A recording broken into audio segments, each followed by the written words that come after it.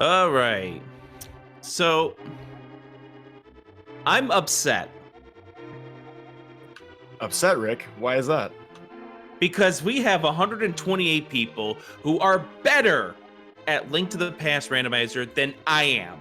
And I have to call 128 people today. That is a lot of names to call. I'm glad that the tournament isn't bigger because then you might have to call me as well.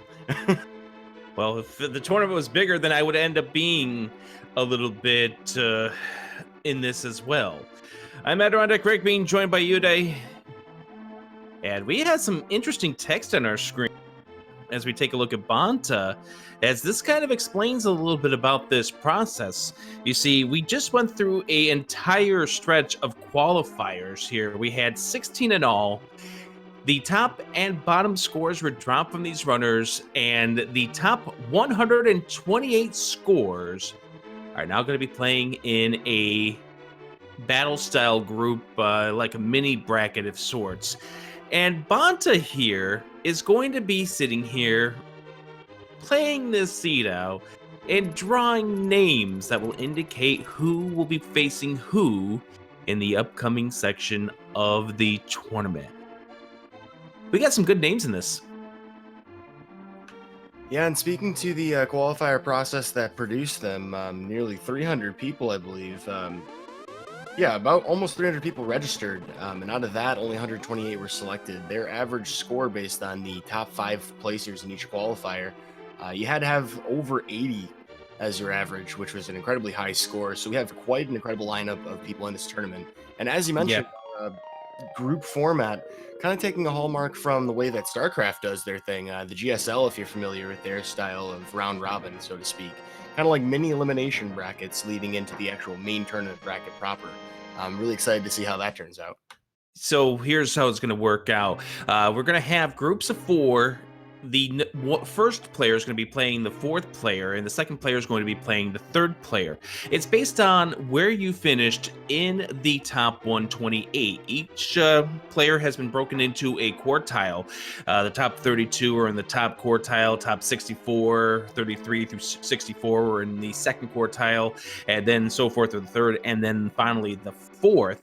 So they're all going to be playing each other's 1 versus 4, 2 versus 3. The winner advances on to play the winner of the other match, whereas the losers, they will be playing against each other.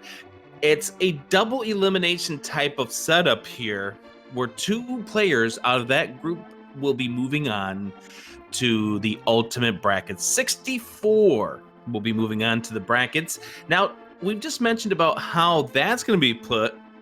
How about the modes? We got a few modes we're going to be changing up here for the group stage.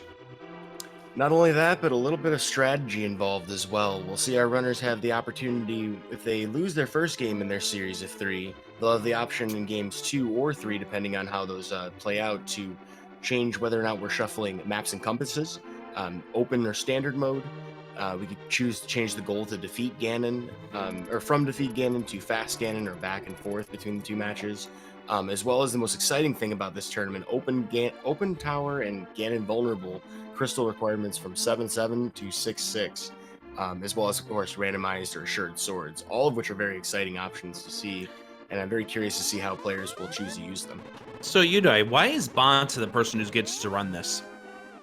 You know, I hear Banta's pretty good at the game, having really crushed the qualifiers, landing at the top of the heap by 0.3 points in the qualifier, but at 98 points at that. So absolutely murdered every single qualifier seed. The best of the best currently entering into the groups phase has the honor of selecting names for us. We had 269 racers through the 16 qualifiers. We're down to a field of 128. And I think Banta is going to be getting all set up and ready to go. I think we're all set and ready to go. And so, therefore, let's have some fun, shall we? And of course, pay close attention to these tickets that you'll see him draw, kind of like Triforce on, we're going to be collecting all of those names, and Banta has to go through the entire game to do so. On top of that, Ganon will not be vulnerable until Banta does so. So there won't be any skipping of anything until we hit all 128. Those text boxes that will show up will show us the quartile and the group that we'll see those runners entered into. We'll explain that as we go. Yep, and I do believe it's going to be first the number 1, then the number 4, then the number 2, and the number 3. So here we go. Bonta's been given the signal that we're all set and ready to go ourselves. We have a lot of great runners here who will be discovering who they'll be facing. Let's have some fun. Maybe we can just make this to become quite a fun afternoon here. I have to imagine quite a few people are in chat currently sweating a lot. Perhaps not sweating as much as they should by game 3 of their first series. I want to see the Monka S's in chat. Here we go! We start off at the Sanctuary, and the first name is Yagamoth. Being our first quartile entrant in Group A. Yep. Ended up being the number 11th ranked. And by the way, it is randomized who is in what section. Like, of course, those who qualified for the first of the quartiles will still be in the number 1s. Just where they end up is all randomized. We got ourselves gloves inside the bonk rocks, and I don't think we mentioned this. We have modified this here because of the fact that we had to take out the rupees and a few other things. We gave Bonta 1,800 rupees to begin, and also gave him the early boots as well. Now, I can hear the clamoring from chat for Boots Star tournament win, but, you know, I mean, some things we just got to do for quality of life here. We're not trying to make Bonta. Ooh. So we are going to have to face off against Dagenham in order to find out one of the names up there on the Lumberjack. You know, I mean, some people may think it's unconventional to check it this early, but he does have the boots, and, you know, knowledge is power. Absolutely. So we got another name here, and who's going to be the second name? GFE12. And that means he is in the same group as Yagamoth. Mm-hmm. So it's going to be Yagamoth versus GFE in the first of the matches coming up here. First of the 64 matches.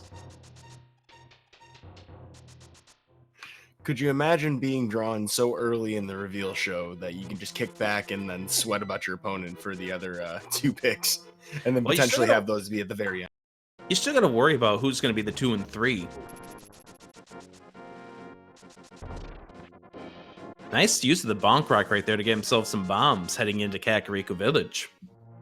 That's a check I sometimes forget about.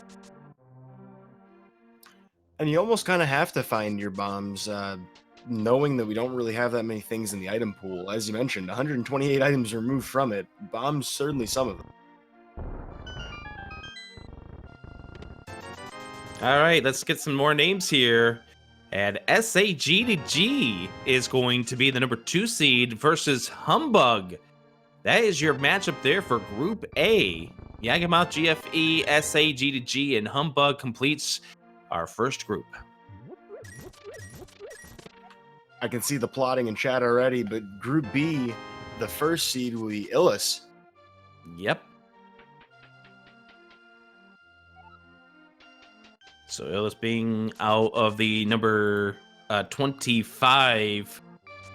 Actually, was the 26th ranked in the qualifiers, and we'll be facing off against Shady Force.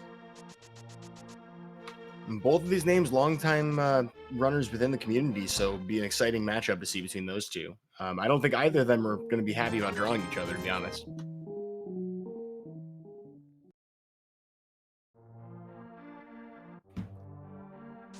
So Shady Force will be facing off against Illis, and it's going to be time to find out who is also in Group B. Neaterific.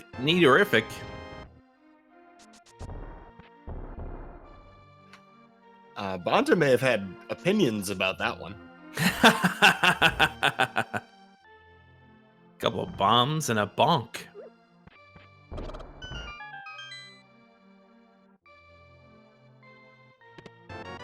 Hey, we got ourselves a lamp. If only it were so easy in every seed. So we're waiting to find out who Neat ends up facing off. We'll probably find out who that is here in the well.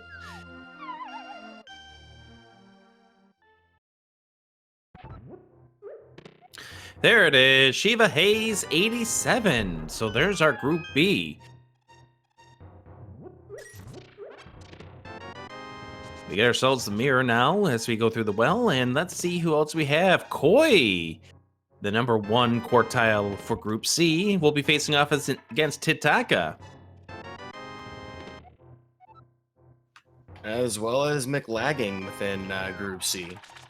Bunch of names in there that have been well known lately for really crushing a lot of daily and weekly races. Oh yeah, they've been playing in a whole lot of races. Koi being number 31 ranked in the group stage, or rather in the qualifier stage, with a 92.286 score. Yeah, it really speaks to the strength of this field that we would have people who won races barely making the first quartile. Hey, we now can go face Aghanim. One might think it's a progressive signpost. We do have the lamp as well, so we won't have to do any of that in the dark. Absolutely.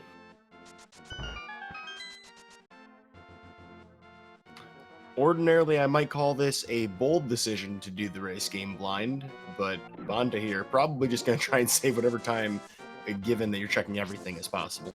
Mm-hmm. And we ourselves a golden ticket here at the race game. And Ace Zero, the number 3 seed out of Group C. So McLagan versus Ace Zero, Hitaka versus Koi. That will be your Group C pairing. We take a look at Link's House and Gamachu. Seed 1 out of Group D. Another well-known racer for running in a lot of races on SRL. You'll see Gamachu in a ton of lobby. Gamma got the benefit of having 2 runners end up dropping as we moved from the qualifiers into groups, was originally in the 34th place at the end of groups, and winds up getting a number 1 quartile and will be facing against Compiling.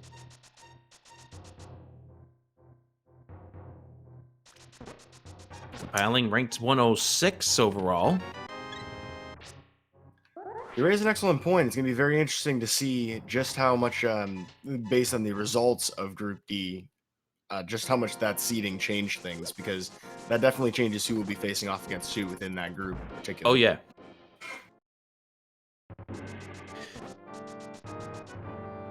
So we're going to find out who the numbers 2 and 3 seeds are out of Group D in just a few moments as we go through the castle. And with the mirror, with the lamp and all this stuff right now, this will be an easy trip to go visit Aghanim, which we know we have to do because there is a name at the Lumberjack tree.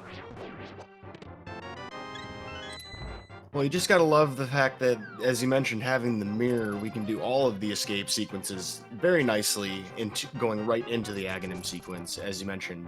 So we'll be able to go to Zelda Cell, mirror out, go to the back half, mirror out again, and then just climb right up the tower. And meanwhile, we just sit here and wait to figure out who will be facing in the other part of this group.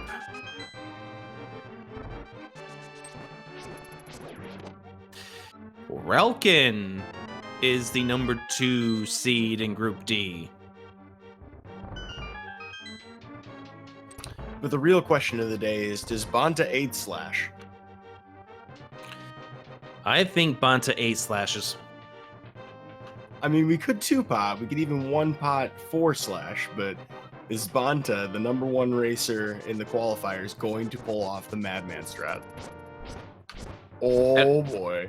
Yeah, I don't see why he wouldn't at this point. Number 1 in my heart. And Mr. Scruff Ninja. Mr. Scruff Ninja Tuna. Going to be the next seed within Group D.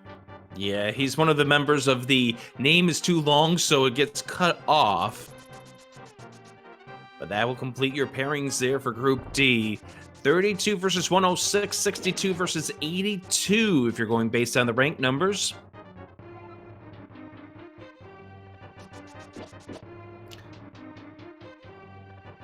And again, that was the power there of the 34 getting booted up to the 32 because of the drops. Salty Fry is going to be one of our #1 quartile seeds. As the name drawn will face off against the next name to be drawn in just a moment, the number 21 overall, making it into Group E. Seeing a large response out of chat for that, and Banta leaving, not heading towards Aghanim's Tower just yet, going to go check the uncle as well, as that is another thing that would be very difficult to do after defeating Aghanim. So while this may seem kind of like some backtracking, this is actually pretty heads up. Well, he needs magic. Because you can't use the cape without magic. I was going to say, I couldn't think of any other reason besides forgetting maybe the uncle out of the two. So yeah, having some magic, the only other magic that'd be easily accessible without buying a potion or without finding some other way would probably be bonking the tree north of Kakariko.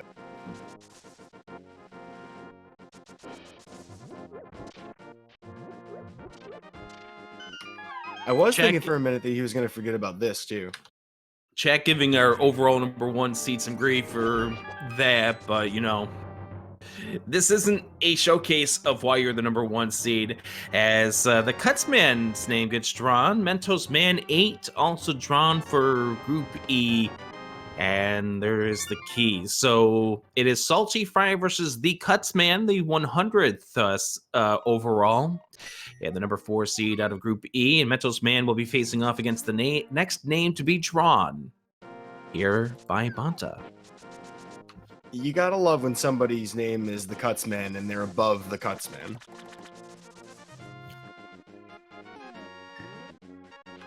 I'm sure Mentos, though. Mentos Man 8 probably wondering what he has to do to also be above the Cutsman. Well, let's see who's here inside the dam. It turns out just to be half magic, which you get that after you end up picking up those 2 small magic jars. Of course, game, of course. You know, a measure of spite. You know, sometimes this game's just got to put you back in your place. It's 30 Here years we old. go. It's still fine. Mentos Man against Fear Agent.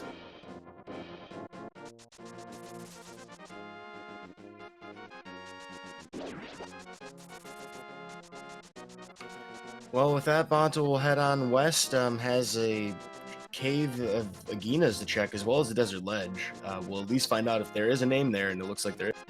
There is, but you can't get it right now, not without a book. Really enjoying this man's knowledge of the hitboxes of these cacti. Not getting hit by any of them, where I would have probably bounced like 9 times. Yeah, and then you'd be dead, just like I would. Gee, I wonder why we didn't make the group stage. Hey, someday we're gonna see someone pull off a cactus dash. Bwain might be first in Group F. I think he didn't like seeing that name pop up. Bwain was number 25 in the qualifiers. Ended up getting boosted up to number 24.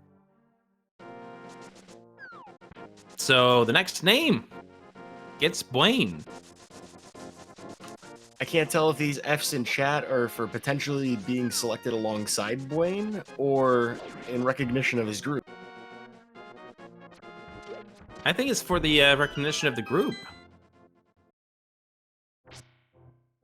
Who do you want to see face Bwain? Whomever is sweating the most currently in chat, personally. This mini Moldorm probably wants to take on Bwain. All right, let's find out. Who is it? And we'll get Dazed Cloud, the number 4 seed in the group. 1UP40 is going to be the number 2 seed in the Group F. We'll get a bow for our troubles, as well as RD Walsh to finish up the Group F. And then we got our next #1. That will be Frostbite. So it is going to be Bwain versus Dazed Cloud, 1UP40 versus RD Walsh, and Frostbite gets the next name to be drawn. Frostbite coming in as the number 22 overall. You know, is it stream friendly to call that the F cave? I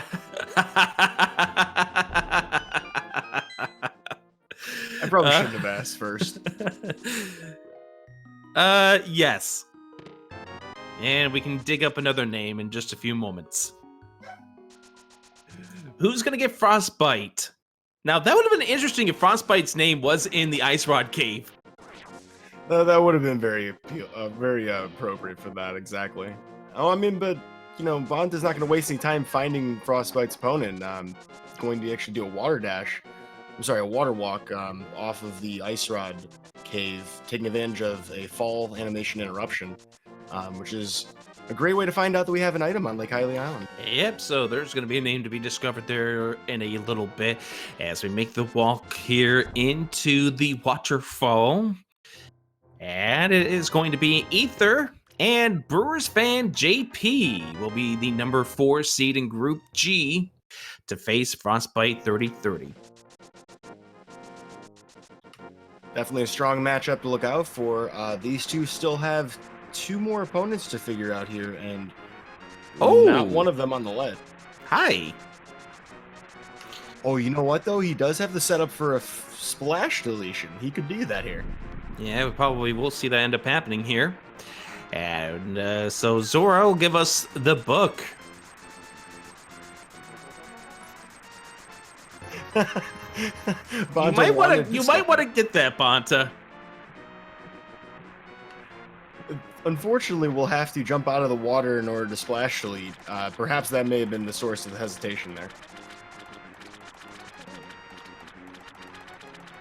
Glitched as it may be, doing a lot of things in this game can break glitches which are already broken, including picking up an item which will put you into the fake flipper state in that particular scenario.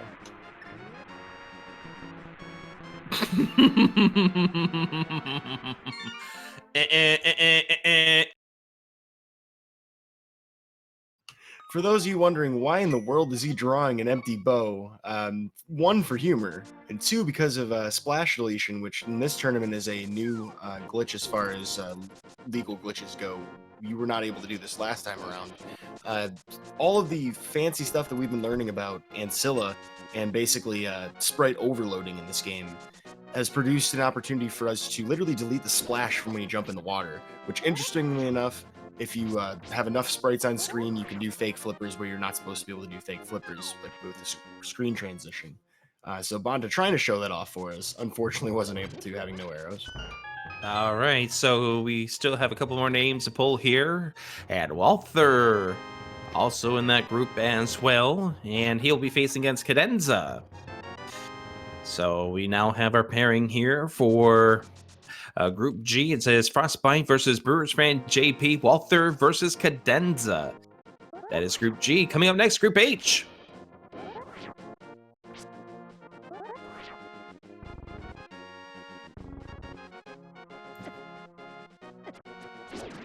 I admire Bonta's commitment to trying to get that spin speed, but unfortunately there's just too many Armo statues here. Shoutouts to Pumping, though. You can skip that blue guard. Good man. As we head into Eastern Palace. A reminder to those of us who are watching. While we had normally 3 items inside of this Eastern Palace because of the makeup of this seed, we have reduced the maps and compasses, so there are actually 5 potential items here, or 5 potential names.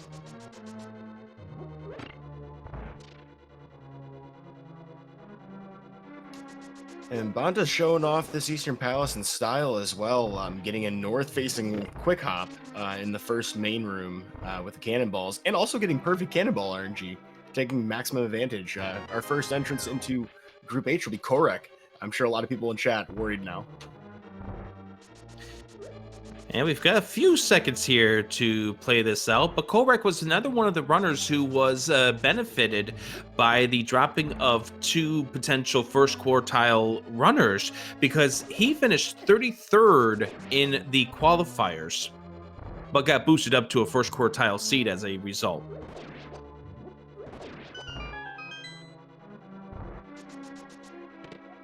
And he'll be facing JTB.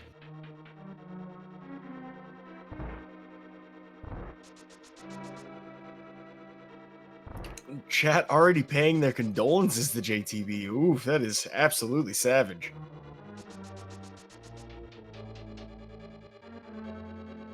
JTB doesn't seem to be too concerned, though. I admire this man.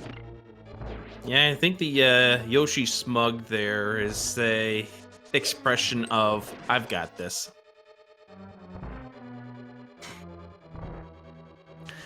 But the question is, who else is going to be in this group? Who's the 2 versus 3? Because you got to remember, if you lose them in the 1 versus 4, you're facing off against either the number 2 or number 3 seed. So you kind of want to hope that you don't get a heavy hitter for the 2 or 3 either. Getting that Eastern Palace spin speed. You'll love to see it. Yeah, some great tech that is in store here. It saves a few seconds, but you know, sometimes every second can matter. In fact, that's what ended up going on through qualifiers. Co-Ride, the next name drawn here as we go through Eastern Palace.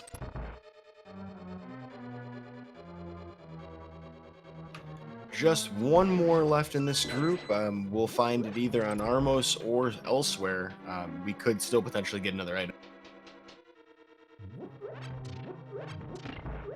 A nice use of the 10 arrows that are underneath the pot here to boost up his arrow count. Some people concerned about his arrow count, I know, but this is where knowing what's underneath all the pots, underneath all the dash rocks, come into play. Nice RNG on those Staphos. Yeah, I mean, it's not like this guy's going to go for gifted with greenies or anything down there in the lower part of the dungeon. I mean, we can excuse this guy from doing, like, the world record fastest possible strats.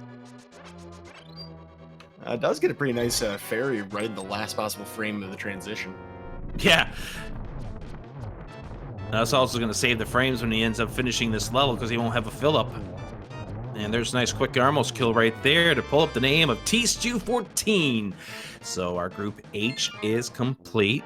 We have Co-Rec versus JTB, Co-Ryan versus T-Stew14. 31, 13, 38, and 96 overall, the qualifying seed numbers. Well, we have some short names within that group. That should be an easy one to differentiate names on. We don't have any 15 or more character names, which apologies to those of you who do have those longer names. We might not see them all in the text boxes. Link to the Past original engine not quite capable of that. Yeah, there's a limit of 14 characters that we had for the names, so we are going to see some names get abbreviated. In fact, 5 of them will unfortunately get that. We saw that happen with Mr. Scruff Ninja Tuna being for an example of this, as we do see Bonta heading up to the mountain. And I know there's a lot of people, Udai, who are talking about, oh, what a tough group this is, what a tough group this is. But you mentioned a statistic earlier, what you needed to do to even qualify to make it to the stage. You had to have a score of, oh, look at this. The swag. You know that old men can hover? Oh my goodness. But you mentioned a statistic there, the fact that in order to qualify for this, you had to have a score average of 81 or better. And Jet is the next name up, the number 14 overall ranked player. Who does he get coming up in just a moment? But I just want to get back to that though. Every group's gonna have a heavy hitter or 2 or 3 or 4 in it. It really was difficult making it into the field of 128. Yeah, being as you mentioned that we were taking an average of all qualifiers raced, removing top and bottom scores in alternating fashion, so you could participate in more than 5 if you wanted to. You needed to have at least 4 total scores once you account for a 5th forfeit. Yeah, you had to absolutely have the most consistency in order to make it into this actual qualifier. Absolutely. And that was a big striking point of this thing, as we see the hammer on top of Spectacle Rock. You had to be consistent, and if you were not consistent, then you were not going to have a good run in this tournament. You have a bad seed, yeah, the top and bottom getting rubbed out as a result. Okay, yes, you had another opportunity, but you end up having, as we find out that there is going to be a ticket on the Ether Medallion, you had to have a consistent run. You have more than one bad run, you're probably done for. Yeah, and on top of that, the highest you can possibly score in any of these qualifiers was 105, and that assumes that you had a very lengthy lead over the rest of the pack. I believe there is one, maybe two people who actually even scored a 105. That's a perfect score. Yep. But getting anything north 90 was amazing. And we're waiting to find out who one of those people faces. There's the heart container right there.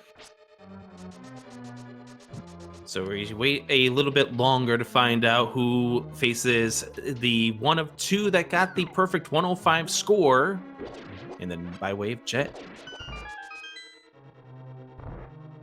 Well, I'm wondering if Banta's getting kind of dizzy with all these spin speeds. I mean, we were just going dizzyingly fast.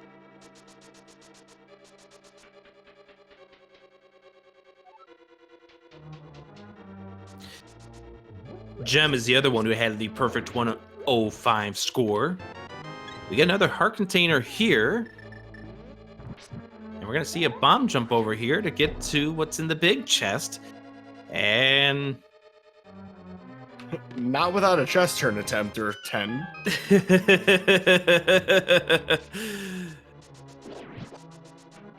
Didn't save those frames.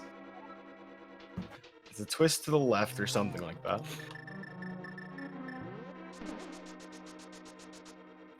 A well-executed bumper skip. Banta, no stranger to the speed tech here in Tower of Hera. Unfortunately, not canceling some stair lag. I'm a little disappointed. How did he become a #1 seed again? I'm imagining a crystal ball and some consistency that I definitely don't have. I mean, he didn't have a 105. He didn't get a stair lag reduction. You know, those half a second time saves, you know? Yeah, I know. Jet faces Durand in the first of the group matches.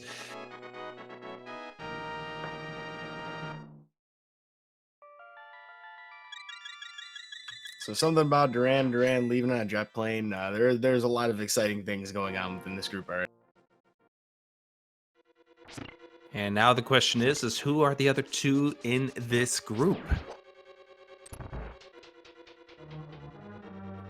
As you had mentioned earlier, we do not have maps and compasses to worry about, so we will have Banta head back into the basement, whereas in normal races, you might not be doing that right now. Yep. So as a result, it does increase the likelihood that we have a name down here. And you got to remember, we cannot defeat Ganon until we find all 128 names. Well, it sure is nice that we don't have to find 128 crystals in the groups and bracket stage, isn't it? Oh, God. We could be here for quite a while if that was going to be the case. You know, though, we will have the potential to have runners change the tower requirements for Ganon's tower, or Ganon himself for vulnerability, to as low as 6 crystals, which would be very exciting to see, as that may open up Ganon's tower to become progression where it otherwise would not be. Wall kicks, the next name in Group I.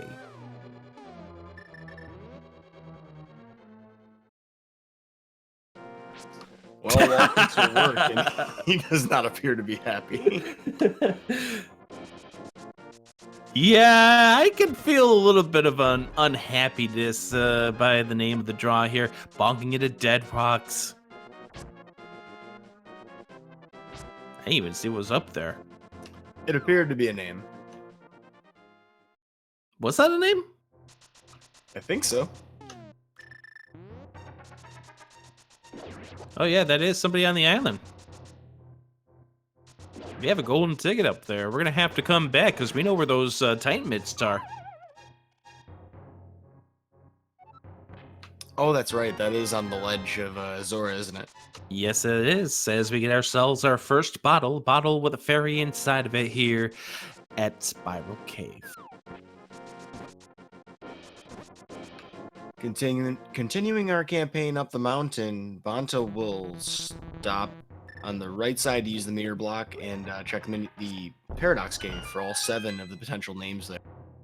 Mm-hmm. Wall kicks will be facing off against Rywak as we find the flippers in the next chest over. So really fast, that will complete that group. It'll be Jet versus Durand, Wall kicks versus Rywak in Group I. Doontap is our top name here in Group J. We'll be facing off against Raylan Tankier. Another bottle with a fairy inside of it. Our single arrow, and I'm Hugh Bliss, the number 2 seed in the Group J. Some fast groups getting sorted out. Also, a couple of names that I've seen recently are also NMG runners, so it'd be very exciting to see where the execution from these top runners comes into play, and whether or not they can translate that into Randomizer. I know Doomtap is very high up on the NMG leaderboard. I imagine other categories as well. Raylan Tankier, actually a newer voice in the community as well, a commentator who recently has joined our crew. We may have seen him in the Go Mode podcast tournament as well. Absolutely. Doomtap was the number 10 qualifier overall with an average score of 96.052 as we get ourselves a shovel dash to pull out a name and Amazing Ampharos of the number 3 seed in Group J. So that will complete Group J. We have Doomtap versus Raylan Tankier. I'm Hugh Bliss versus Amazing Ampharos. Incredible.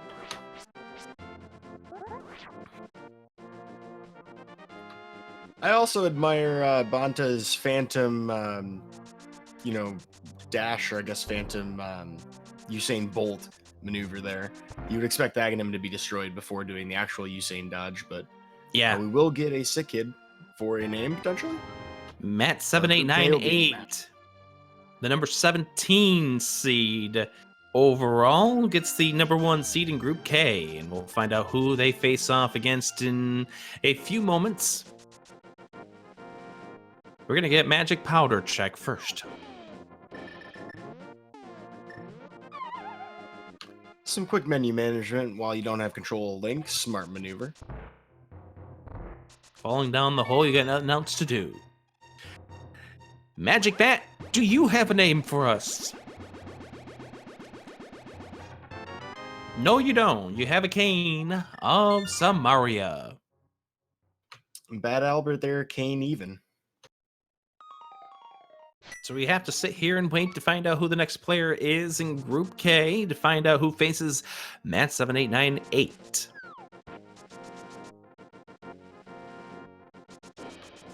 Well, that will carry us westwards, I guess, with the book into Desert Palace, it appears. Yeah, because we already do know we have a name there.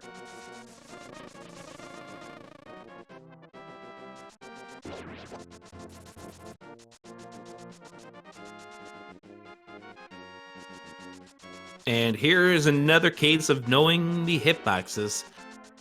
This is tech I need to learn at some point. My goodness, it would definitely help me in NMG.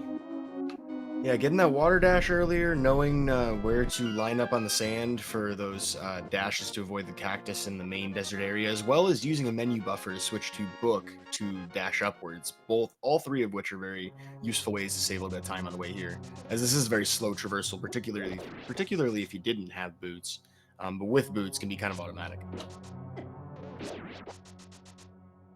Looking for a poke dash there, unfortunately getting hit just slightly. Has plenty of health to work with, thankfully. And now a small key. Yeah, gets us on over here to the right-hand side.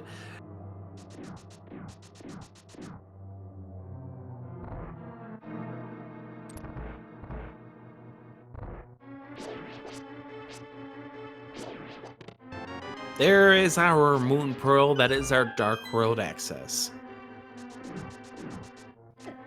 Yeah, between having a hammer and then we know where the Titan's mitts are, with flippers we can now actually correctly achieve them. Would have been able to earlier if we weren't given a fake flipper state on accident. We know that there are gloves on the Zora land, so there's no suspense there. However, there is a name inside of the lumberjack tree, and there is a name right here on the torch. So the person who will be facing Matt is Werfjig. Werfjig, the number 115 overall. Well, that makes quartile 1 and 4 for that group. Moving on, we have Asathas for the second seed for that Group K. Number 59 coming into this tournament. Shoutouts to Raylan Tankier from the earlier group, Group J. Number 127, the next to last qualifier. Now, you want to talk about somebody who got the benefit out of the 2 drops. We talked about it with the first quartile. Raylan Tankier is one of the ones who got benefit of the drops as well, as we get Mechanic's the complete Group K. So Matt versus Wordjig, Azazans versus Mechanic's. That is your Group K. So as we're heading on over to the Lamos, talk about that. How does that make somebody feel if you just got into the tournament here as the number 127 based on 2 drops?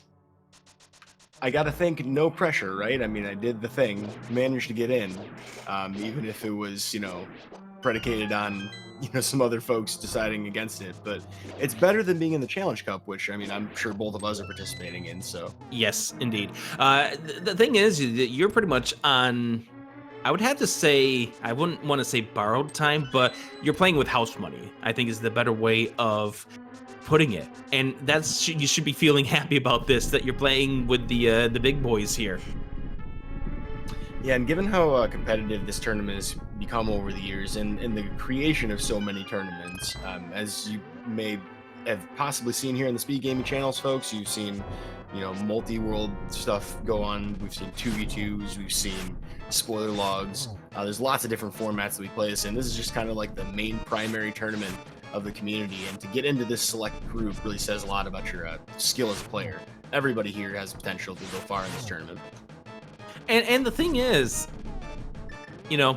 maybe you might score an upset. Who knows?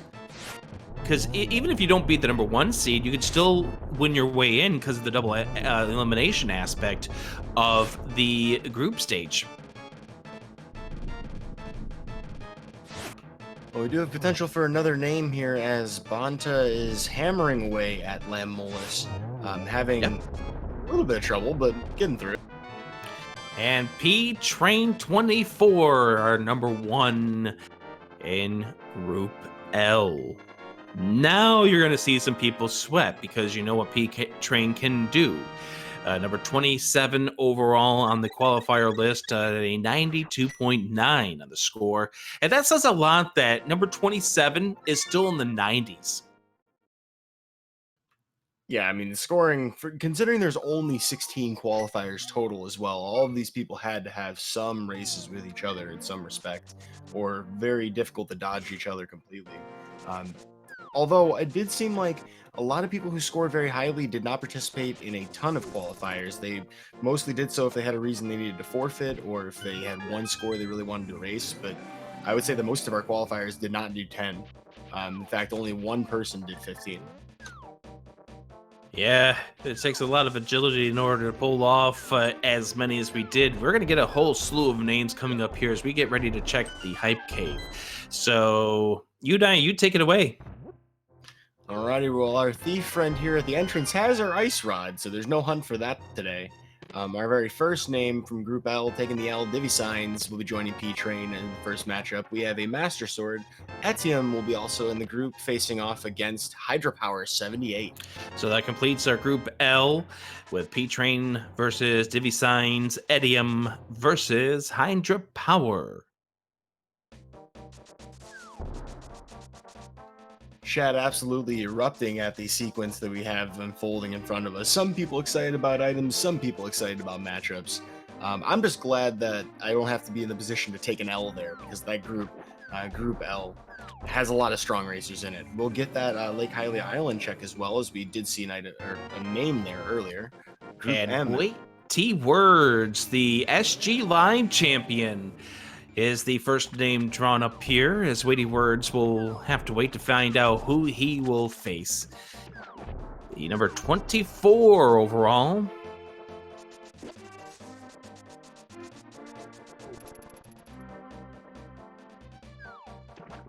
And we're going to get a hobo check. You just love to see it. All the things that A Link to the Past has in game design conspiring to get you what would have been a bottle, but instead will be the opponent for Weighty Words, Bomb Shoe Missile.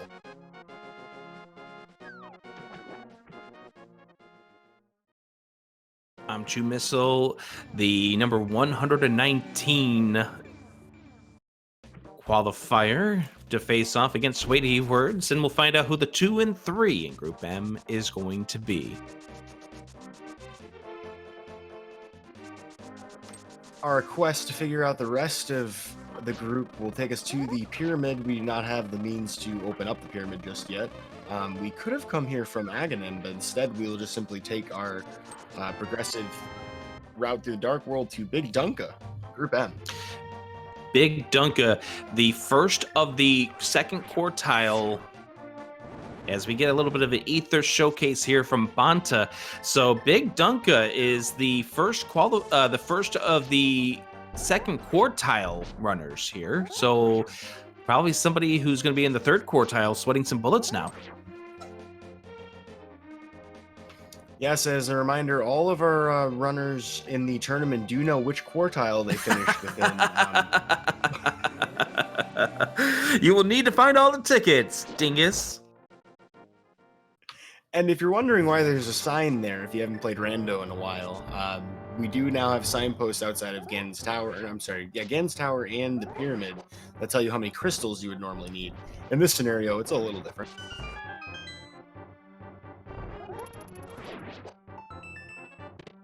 So if you got to turn in all the golden tickets, is Ganon Willy Wonka?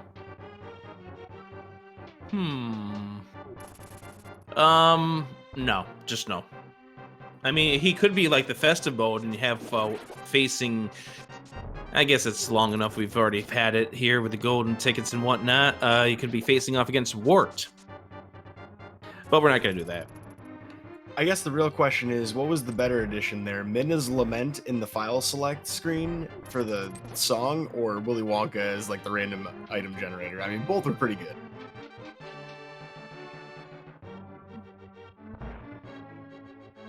Yeah, that's a hard decision. Well, Banta making the hard decision required taking our jaunt all the way up to the top of the tower.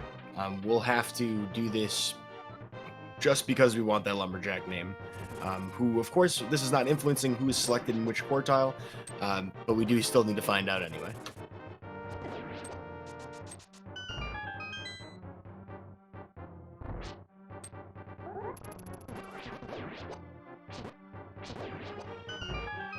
So while we are spending some time climbing the towers, it's a good time to kind of explain the head-to-head format that we'll see in groups and brackets. We did mention briefly that it has a GSL or Global StarCraft League style round-robin system of elimination. As you mentioned, double elimination in the groups phase. But when we get to the actual matchups themselves, it'll be a best-of-3 series for each racer, where they will have Game 1 be default settings from, say, the qualifiers, and then Games 2 and 3 will be selected with one change from the runner who lost the previous match. So if you are struggling against a very strong opponent, you'll have the opportunity to make some strategic decisions that you think you can play towards to win your next race. Yeah, and that's what's going to make things interesting when you get to the second or even the Game 3 winner takes all. Who knows what can end up happening here? You could have the entire series swing based on a decision that you made. Maybe you pull the wrong lever and actually do something that benefits your opponent. So there's definitely going to be some trying to metagame your opponent as we move throughout this entire series.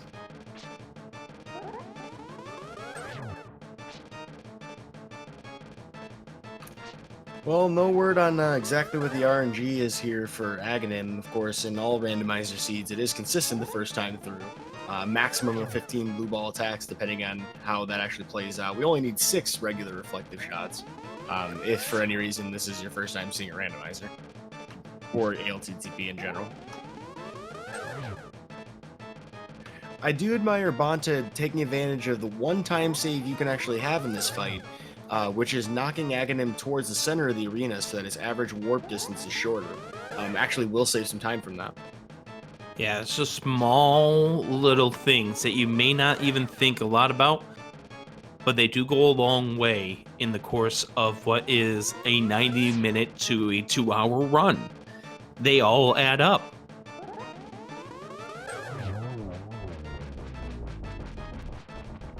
To address the question in chat from D-Ross, the group names will go all the way to AF, which I think is appropriate. This is quite the tournament AF. I see what you did there. What we will be doing shortly, or maybe not that shortly. This is still only partially the way through. 45 minutes in, we are completing quite a lot of the world, but Bonta will have to pretty much full clear everything to make sure all 128 names are read before slaying the pig. Yeah, we're not even halfway through on the names at this point, as we're gonna head on over towards Catfish, see if we have number 150, or rather number 52 of the 128 names here.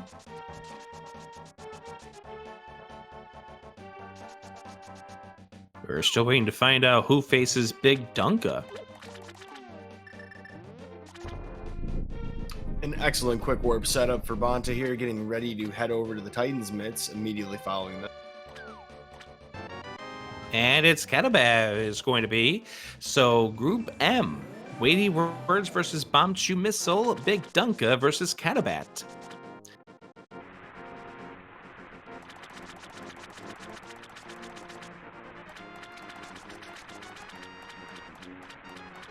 And time to go ahead and claim our Titans mitts.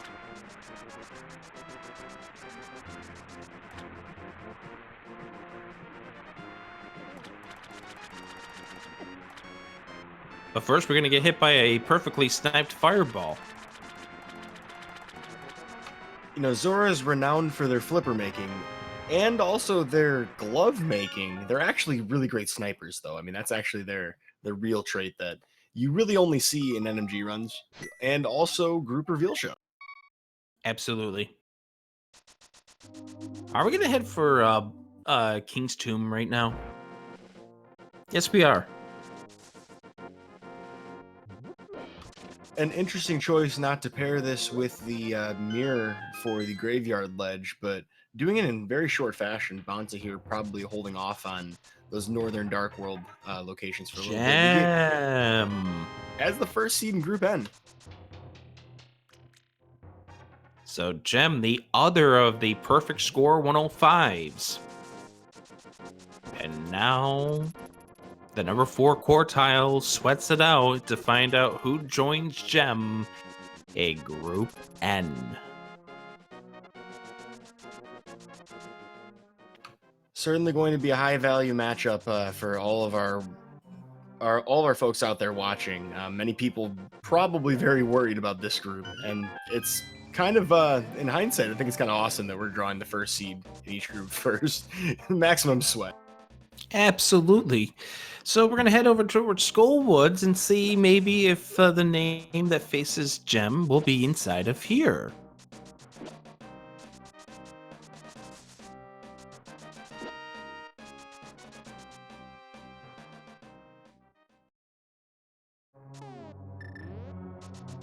Well, I guess we can tell that Skull Woods is a pendant dungeon. Not that it really matters. Get ourselves the big key.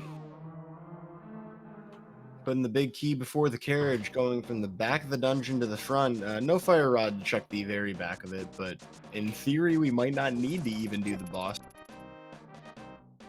Don't worry, we're going to have to do the boss.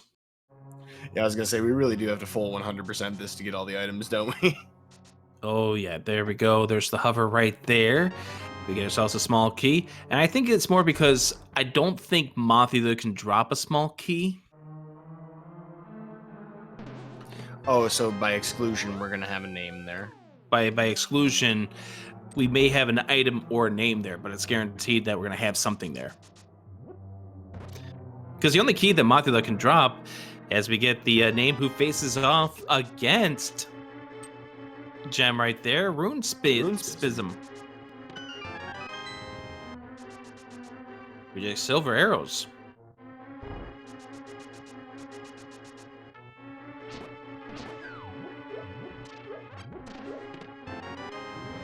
All right, so who's going to be the 2 and 3 seeds in this? It's still time to sweat this one out. Yeah, I feel bad for anybody who's got to deal with both Gem and Runespism. Who do you think is going to be found? Who does chat want to see? I think everybody wants to see someone out there win the lottery. I heard discussion of this lottery in other channels. Big hype on that, but for now we find out Quake is going to be on the bumper ledge, and we will get to see our lumberjack name. Here we go. We're going to find out the name of the number 2 quartile runner in this group, and it turns out to be NY Rambler.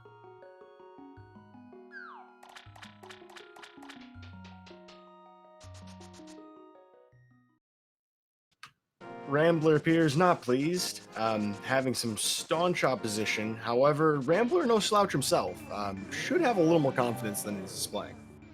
Yeah, Rambler turned out to be the number 60 overall, finished 62nd in the qualifiers with an average score of 88.739.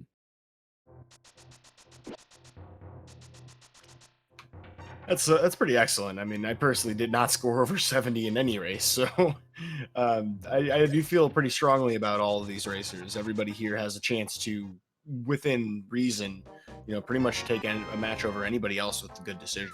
So we get to find out who Rambler faces off against coming up here in just a few moments. Who is the 3rd quartile? Yeah, this will take us to the graveyard ledge. Banta, perhaps slightly distracted, caping the tree unless there's some reference I'm missing here.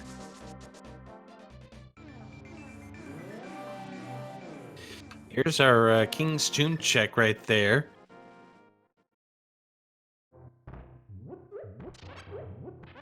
No, nice toss. That's sick. And it's going to be Rambler versus Hacksaw. Hydropower just called it.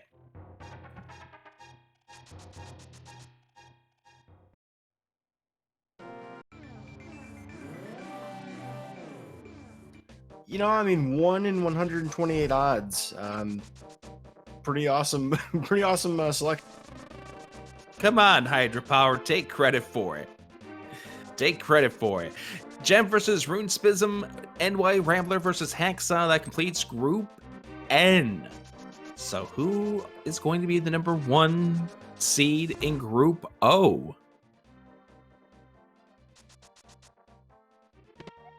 That will go to Goomba.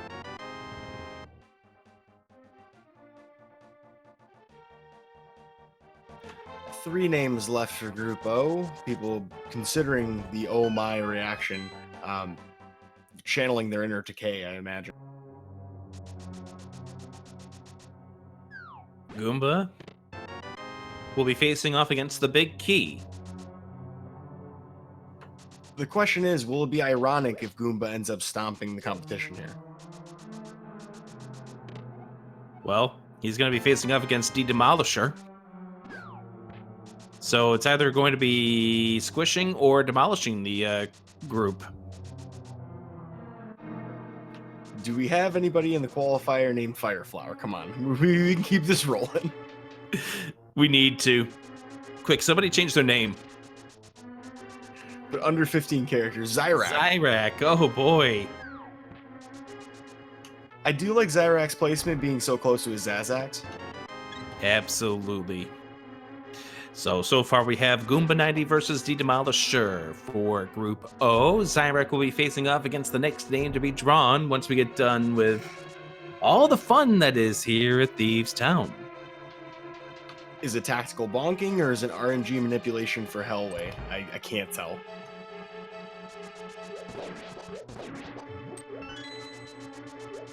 Potentially a key dash. Nice. Do want to give a little bit of a disclaimer here to people who might be questioning Bonta's routing. Bonta's routing actually does not impact the results. Oh my god, he's using quick beep, the normal beeps.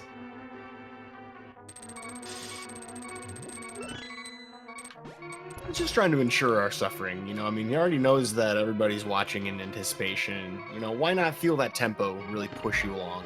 You know, just up your heartbeat a little bit more. Oh, down to 1 heart. He's got a couple of fairies in a bottle, though. Decides to release one of them right there. And gets the name I Am the Schwarz to finish off Group O. So we have Goomba versus Demolisher, Zyamrak versus I Am the Schwarz in Group O.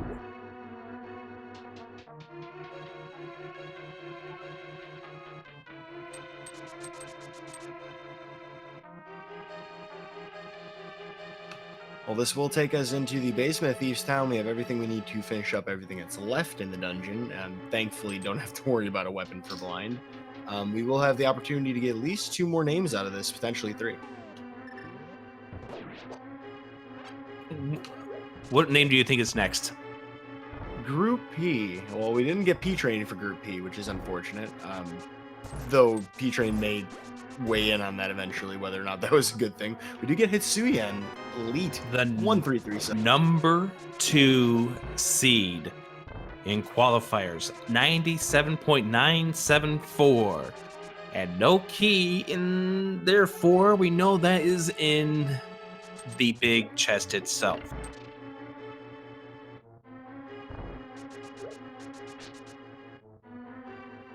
Astute viewers may have noticed that we did not have a small key to check the big chest. Yep. So we will get one here. No, we won't get a key here. All right, we'll get the name here, and then it'll be locked behind itself. You're right. Yep, the big keys, rather the small key to the big chest is locked inside of its room. Paradox will be Hitsuin's opponent. And blind with the who wrote the script for this fight. Probably like Jaden or somebody like that. Is that like a really old reference nobody's gonna get? And we get Christos Owen. Oh boy. Well, he might actually get that reference. Oh my goodness. Community admin. This is gonna be a tough group. And we haven't even seen who the 3 seed is going to be. Maybe we'll find out here inside of the brewery. But instead we get a bee in a bottle.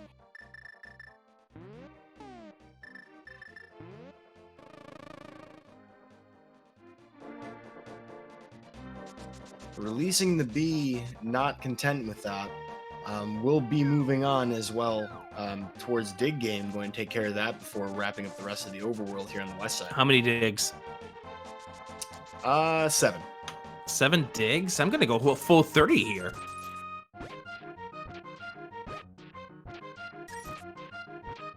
Aww.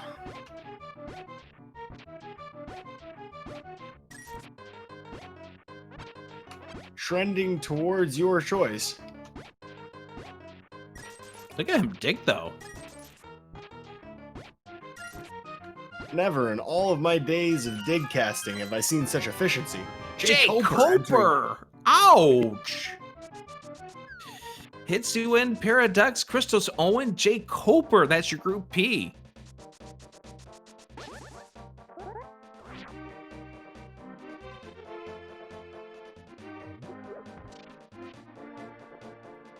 Forgive us, folks. It's going to take a moment to wipe off the camera from all the perspiration in the crowd today.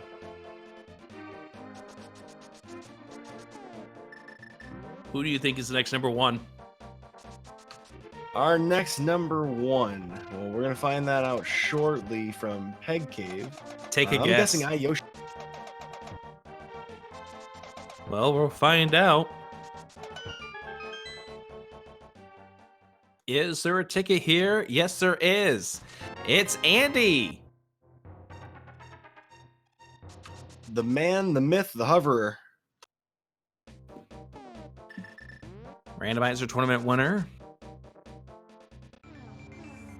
So now you have to find out who faces off against Andy. The bacon giveth, the bacon taketh away. Quartile 4 runner within Group Q? Or Nope. which, that Group Q? It will be Group Q, but we won't know based on the breadsmiths. Perhaps this runner will QQ after finding out who they're racing against. Andy was the overall number 8 runner with an average of 96.36.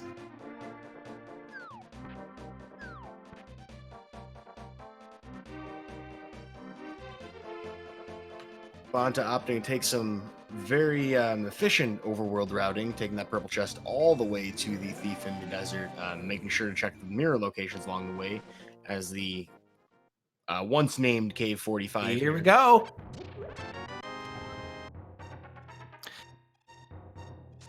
A Sluppiest Rod is going to be facing off against Andy in Group Q.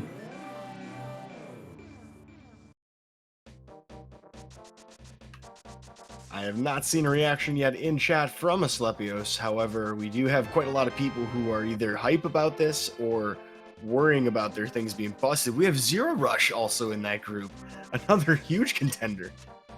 And we have Zero Rush as the number 2. My memory might be failing me on this, but I believe Andy and Zero Rush have had quite a few tournament encounters in the past.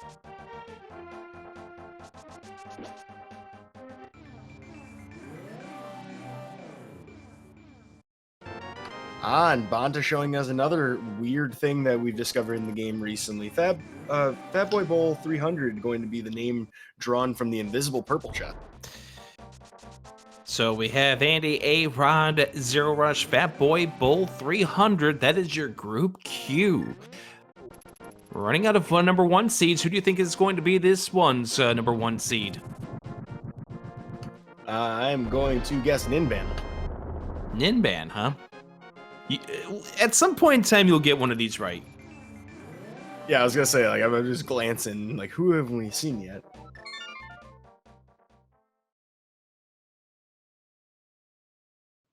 An interesting choice to go back to the Dark World to save and quit. I think Dude with the best explanation of it based on what you just saw. After mirroring the game, thinks you have the chest still for a frame as long as you left it in the Dark World before.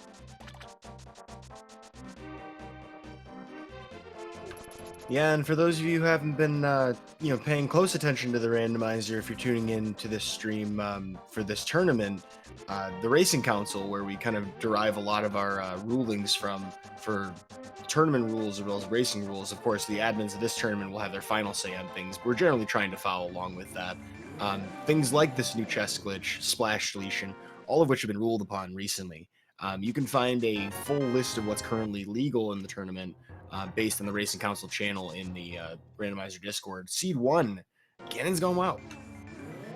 You will get a number 1 seed right at some point. It might be the number 32nd number 1 seed, but you'll get one right. You know, knowing my luck, I'll say the wrong person.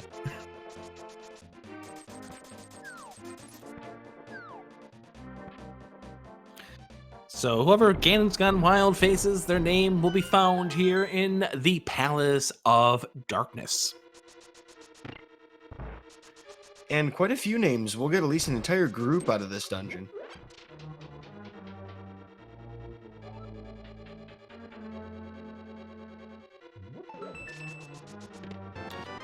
But instead we get a key in that first chest.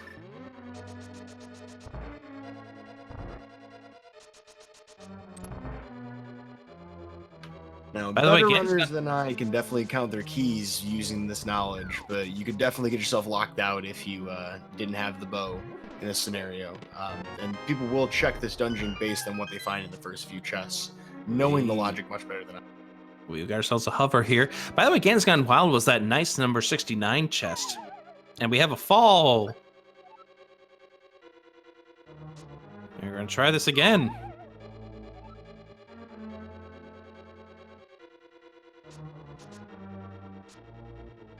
Not to be dissuaded, this Moogle can hover. And no, 3. We've got 5 more chances at this. For what purpose would you hammer yump if you can just simply hover across? And he's going to give up.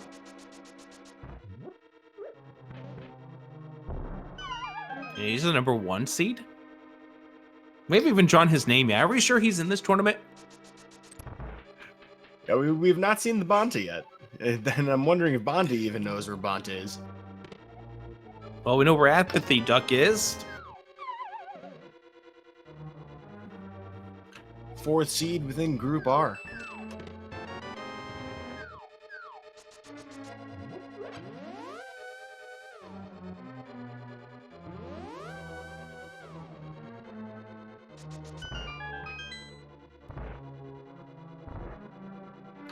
Diving further into Palace of Darkness, we still have quite a few opportunities for names. Not a lot of health to work with, but thankfully we do still have a fairy in a bottle. Yes, that is right.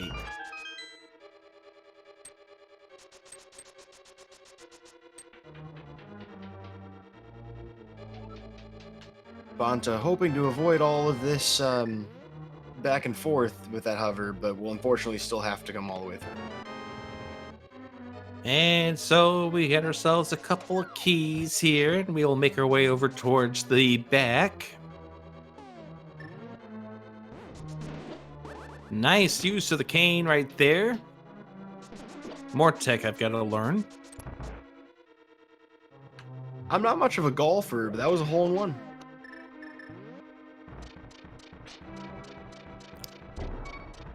I think that was more of a hockey goal. Plasma Kappa, send help. Plasma Kappa, of course, well known for saying that in race chats, with an exceptional hammer yump here from Bonta. That was using basically the free buffers that you get. Will be rewarded with a nice a sword upgrade. And Plasma Kappa will be facing Phylian.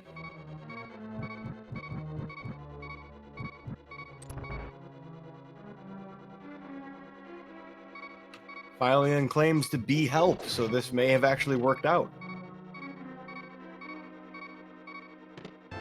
So that completes Group R. Ganon's Gone Wild versus Apathy Duck. Plasma Kappa versus Phylian. Let's move on to Group S. Who's going to be the next name drawn? It's Willard J. Bradley. Are we sure it's not Willard J. Brattle? Oh, it could be Brattle. Willard J. Bradley will be the 1st seed within his group. Face up against Trank. At least Yep, Trank 89, Group S, 4th quartile. So we are rapidly reaching the end of the alphabet. As we mentioned before, the groups following Z will be, or Z, depending on where you're from, will be AA, AB, all the way through AF. 32 groups total, doing that double elimination format to get to our final bracket. So there is some opportunity to give and take games within this. So if you see someone's name against lined up against you, don't panic. You still have a chance, even if you think you don't. Then we've yet to see who the 2 and 3 seeds are in Group S, but we've got ourselves a few moments. We've got ourselves a cutscene. Just a note for people: the tournament, the group stage begins tomorrow. And the way it's going to work out is you got 1 week to complete your match against your opponent. So we'll have 1 week for this first stage. We'll have a week for the following stage. And then the tiebreaker stage at the end will be the 3rd and final week of the group section. And again, as you mentioned, it's a best of 3 format. Well, while we are kind of knocking out some business side of the tournament, do my own personal plug here. We definitely are looking for more commentators. We always want to have as many voices on air as possible. So there is actually a form you can submit to, and a quiz that you can do to try to join the ranks of the commentators. We're digging through all of them. We definitely like to hear your voice as well on the next broadcast coming to you, because there will be a lot of groups races, many. So we're going to try and get as many of those restreamed as possible. Bonta here joining Helmasaur King in the back of the dungeon, hoping to get 17 hits to the face and then a couple sword swipes, hopefully. Time to face off against the Helmasaur King. Will he drop the next name to join Willard, J. Bradley, and Trank in Group S? No, he doesn't. We're going to have to continue to wait this out.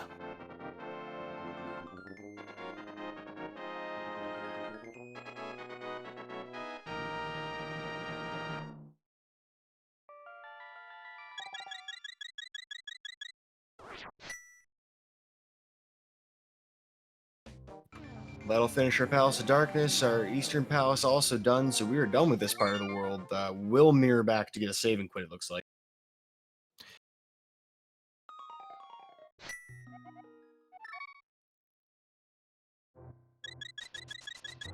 So as we head up to the mountain here, we've got the stuff on the Dark Death Mountain to go ahead and take.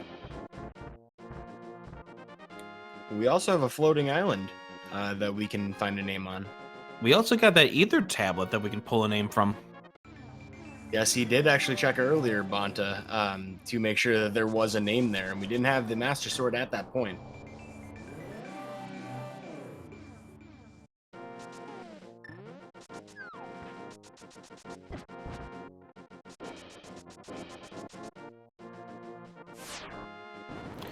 All right, it is going to be Kern as the number 2. The number 63, he was another one of the runners who got a beneficial boost out of a quartile because of a drop. Well, Kern, well known for jumping in general, finding his way to the top of the mountain and maybe to the top of the heap when it comes to this tournament bracket. So Kern will be facing off against the next name to be drawn to finish off the Group S. Speaking of that guy, a fellow commentary dude himself, if you have any glitches that you're trying to learn in this game as a runner of Randomizer or any of the speed runs, he has some really great tutorials on him, particularly water walking, some fringe scenarios that you might see some of the top runners doing in this tournament. Or if you're looking to get that edge as you go into groups and brackets and are looking for every possible way you can get through the game world, you might find some success, as I personally did recently, watching something like that. Are we going to be able to go through this Turtle Rock? We don't have a fire rod, so we could be stopped really, really fast. Or maybe we can get some keys that will let us go all the way to the back, downstairs, and so forth. But no, instead we get cut off right at the very beginning with the flute. An assumptive no you don't. Although this might be the thing we need to do anyway. Misery Mire could be the source of our fire rod. So we're going to check a cave that could contain some nice items. I don't know why it might contain some nice items. I don't know anything about this cave. Instead, it's got BBB Kermit. And then we get to the next group in Group T. The number 1 will be Dante, who qualified as the number 4 overall. So just going back to Group S, we had Willard J. Bradley as the 1 versus the 4 Trank 89. 2-3 is Kern versus BBB Kermit.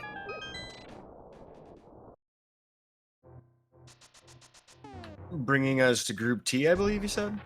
Yep, we're in Group T right at this point with Dante facing off against Solski. Somebody had to win the lottery, right?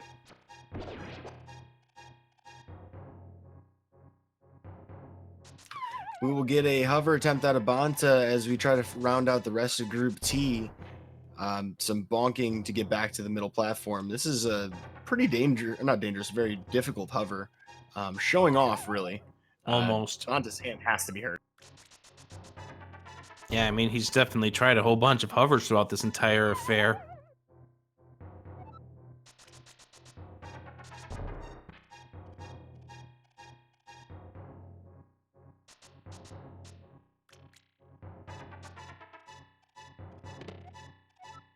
Freddy, the next name to be drawn here inside of this Group T, will be facing off against Roach788. So that's Dante, Solsky, Freddy, and Roach, your members in Group T.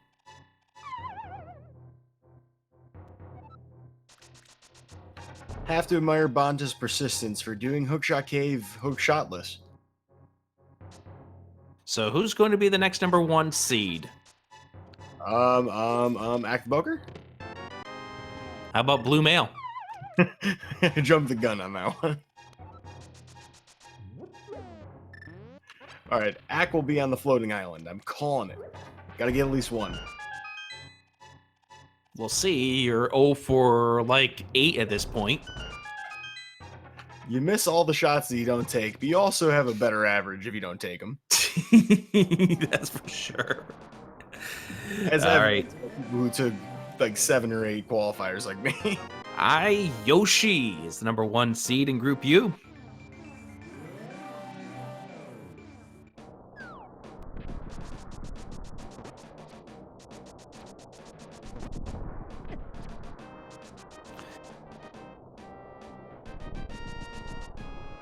I tell you, you will get one of these right. Well, here's hoping that somebody out there is excited to see Yoshi, an excellent choice for this Group U, depending on your perspective. Yoshi also a very exceptional runner. Nobody in the first quartile isn't, but you know it goes without saying. Everybody here has been racing quite a bit. Your puns are going bad. Death King 2, the number 4 seed, will be facing off against Yoshi. As a big fan of the Super Nintendo iteration of F-Zero, I hope Death King is also a fan of Death Wind, because there is a Death Wind 2 track in that game, and that would be very appropriate.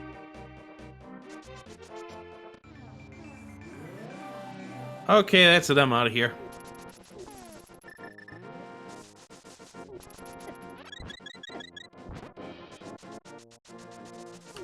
Getting a bit of a health restock as we head through the West Side Breeze, a uncommonly seen screen in Randomizer.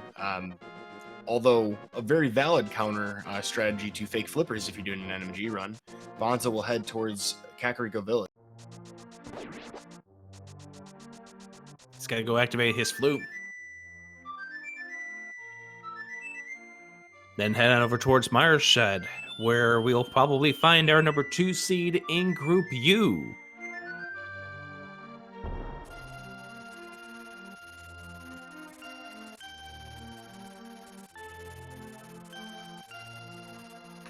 Our duck is cleared for taxiing, has left the runway, has returned to the runway, taking us to the Ice Palace area, looks like. So you're gonna get all the number 1 seeds wrong, and I'll just completely misguess where Bonta is going to next as he heads on over towards Ice Palace. Well, I have to salute Bonta for using the flute on the way into the dungeon, not really realizing that without the fire rod, you're not going to save the 4 frames anyway from resetting the altitude variable. But you know what? In spirit, we attempted it.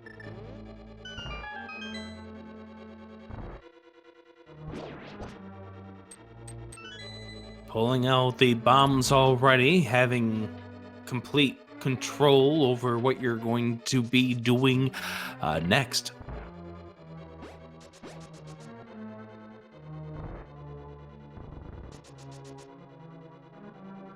Kind of a weird scenario we're in right now, being hookshotless. We can, depending on the key configuration, potentially be able to go through the entire thing in logic. But F. Coughlin being the 2 seed in that group is not the key that we would need to guarantee that scenario. So we may see a bomb jump out of necessity here. F. Coughlin, being the overall number 37 seed, will be facing off against the next name to be drawn here as we go through this Ice Palace.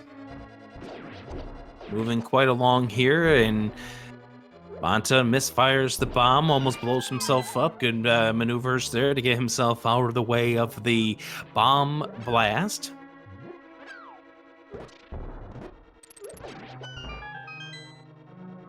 Good presence of mind to grab the magic jar there to help replenish a little bit of his magic, because he's going to need it as he moves throughout this Ice Palace. And no hover this time around. I'm surprised. Perhaps the Moogle's wings a little tuckered out.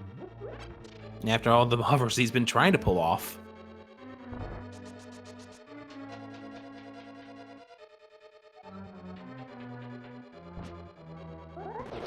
I can see chat straining to think of a Moogle meme. You know, he's All just the gonna. way from here. He's just going to do the hover over the gap here, the hookshot gap. Yeah, actually, that would be a very valid reason to be saving up some energy. Of course, we do have bomb jumps. Here that we can go. do for virtually all of this, but only 4 bombs to work with. You kind of have to hover here. I was really hoping that gel was going to stay out of the way. He's hoping not to be bothered by that gel at this point. There we go. Just get around him. He doesn't want to get pushed back into the hole. Yeah, if it weren't bad enough that the orange and blue berries are always in your way, but the orange ones like always split, and it never splits in a way that allows you to get through. So Banta very wisely not slash.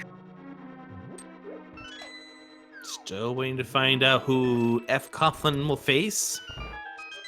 Maybe he's in this chest. Yes, it is. It's Jay Meisher. So that group U, Yoshi, Death King to F. Coughlin and Jay Meisher. And we get the next number 1 seed. It's Act the Boker. Yeah, he's just chilling in here. You know, it's just an ice time. Act the Boker, the number 12 overall ranked player here in the qualifier session, will get the next name to be found.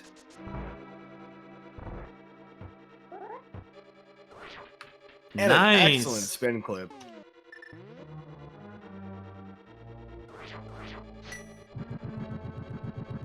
The fun thing about that spin clip is you can actually take damage doing it, which is one of the weirdest clips in the game, to be honest.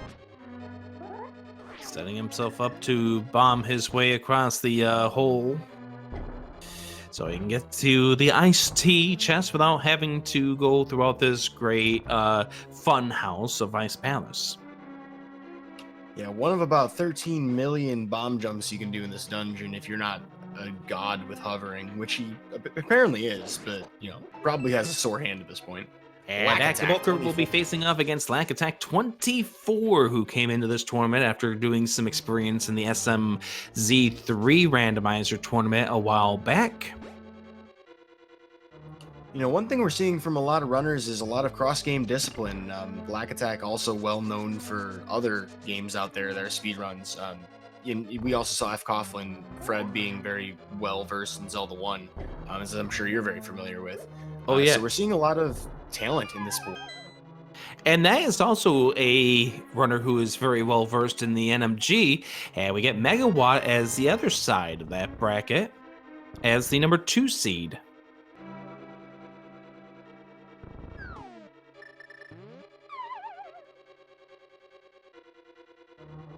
Like Attack coming in as the number 124 was placed at the 122 with the drops.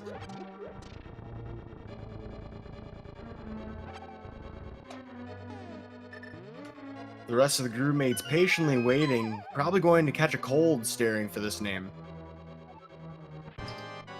I'm catching a cold with all of these puns. All right, put it on ice. I got you. We need to bring this pun quotient down to absolute 0. You got it. Go get some cotton candy. Or play Kirby. Bacon flavored cotton candy sounds pretty good to me, oddly enough. That actually does sound good. Dude, chill. Slowpoke with the pun. You know, we're just having puns and funs and names and runs here in this group reveal show. We are 87 of 128 names in, an hour and 23 minutes in. Banta strolling throughout Hyrule. Unfortunately for Banta, having to clear virtually everything just to make sure we get everybody named. As if you're joining us late, we will not be able to defeat Ganon until we have everybody selected in all these groups.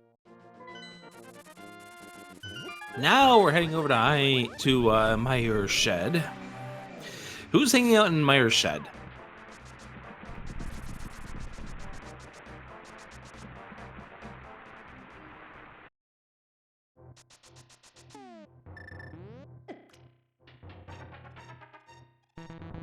No guess. Congratulations reveal. Cassidy Moen. And then we get our next number 1 seed, Hulu Ninja, going back to Group V. That is Act the Bulker versus Lack Attack, Mega Wa versus Cassidy Moen. That is your pairings for Group V. We'll find out who Hula Ninja faces off coming up in just a few moments. Frantically checkerboarding names off. We'll be seeing potentially another one in here. We have one more name. We do. And it's Chelsea X Lynn as the number 126 qualifier, finished right at that cutoff at number 128 overall in qualifiers. Didn't even need the drops. Coming in with an average score of 81.736. And again, that just shows you how competitive it was to make it into this stage of the tournament. Well, hopefully she won't be mired in misery looking at the next two names, which we definitely will find in this dungeon. Are you regretting your selection yet? Yes. Yes. Chat pointing out we do not have a hook shot yet for you to pull me off stage, so my run can still keep going.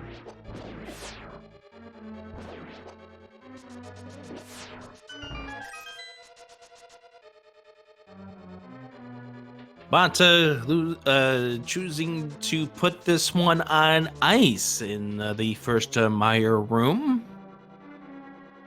Yeah, you don't see a lot of ice rod usage in this dungeon very often, which I think might have some weird ancillary implications.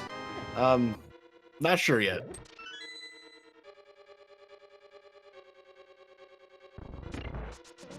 I swear that's not even a pun.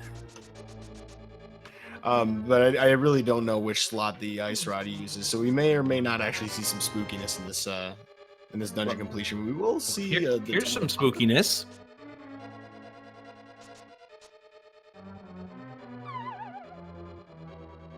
And no, you have a fall down, and we're gonna try this one again. No, we're gonna fall down, and we're gonna give this one up because he let us down.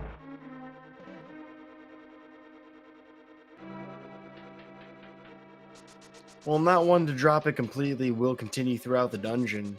Banta trying to do the Godmire, which is, I think, more for show than anything, knowing that there's probably more things here. I'm a little less accustomed to seeing it in that direction. You would think normally it'd be, hey, I'm going in that direction. I might be able to pick up the key because I'm on the left side. But if you can hover, I guess anything's possible. You can even hover to Trinex. You can hover to Trinex? Well, the hover leads to it in this scenario. The 2 seed out of Group W, Trinex selected. Banta will continue towards the cutscene chest. Yep, and we'll see if somebody is inside of the cutscene chest this time around. Could it be Trinex's opponent, or could it just be an item? As we're still items away from go mode in this seed overall. We still need the hook shot, we still need the fire rod.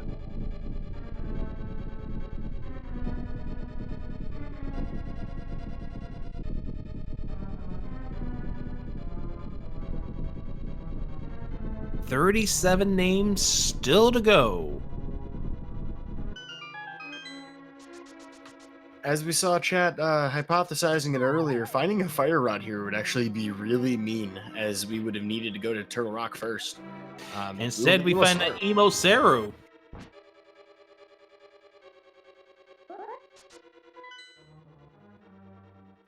I do not find it surprising at all that Emo Saru would be taking the W here in Mizuma. That completes Group W. Hula Ninja, the number 1, Chelsea Excelin, the number 4, Trinex, the number 2, and Emo Saru, the number 3 seed. Who is going to be the next number 1 seed? I'll give you another chance to redeem yourself here, Yudai. We are going to see... Uh-oh, I did not prepare. We are going to see Thalane. Thalane? How do the E's work with that? I don't know. I don't know, because you get cut off after a while. We only had so much ability or so much ribbon to print out those E's at SG Live, and I think the lane used up his allotment there in Virginia. That is unfortunate. So Triforce ticket being punched today will not possess that. Fire Rod!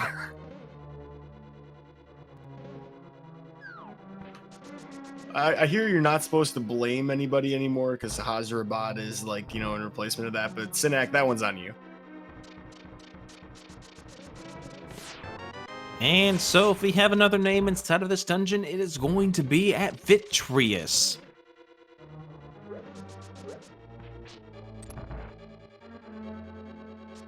We are set up for a pretty nice Vitreous too. Chat pointing it out, this was a double dip TR required.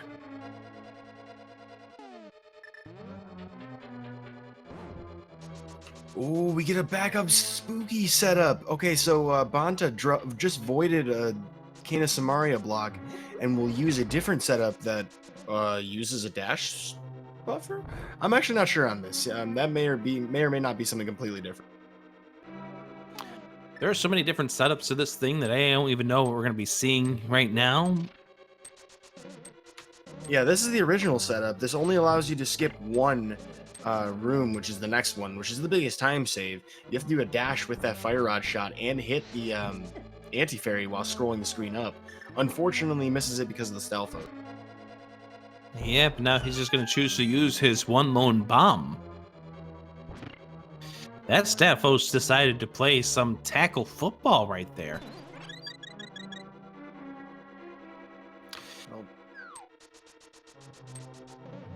Now, luckily, Banta does have a tempered sword and a cape here, because he's only got 7 silver arrows at this point, so he doesn't have enough to face off against Vitreous. Oh, we're going full out NMG style. Never mind that cape. Beautiful spin work. Beautiful kill. And we don't even get a name here. We get ourselves a mirror shield. So at an hour 31, we are still looking for the hook shot.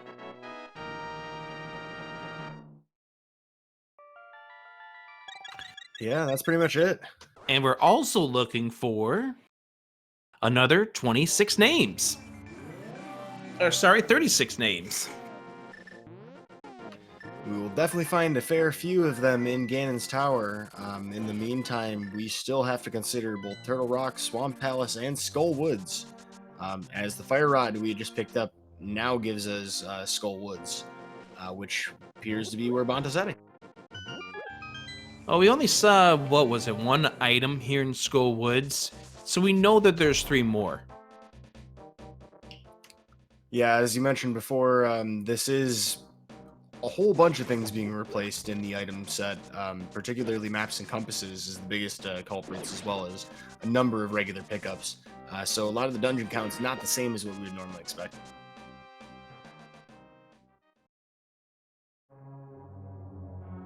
Chat rightly pointing out that Skull Woods will be our last pendant, so we will be able to check the pedestal immediately after. We'll see about that. Yeah, I was gonna say I've seen in other reveal shows, in other tournaments that we've run, where people have kind of juked the pedestal until the last second. Absolutely.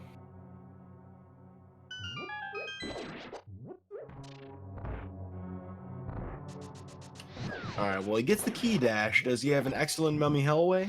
It looks decent, a lot better than mine at least. Okay, My he got the swag dash. my mummy hellways are, well, they call it hell for a reason. I think if you get the hell or the swag dash at the very end, it qualifies. Here we go, Mafia. Poke, poke, swing, swing. What a relief it is. Gerdo, the first name drawn for Group X.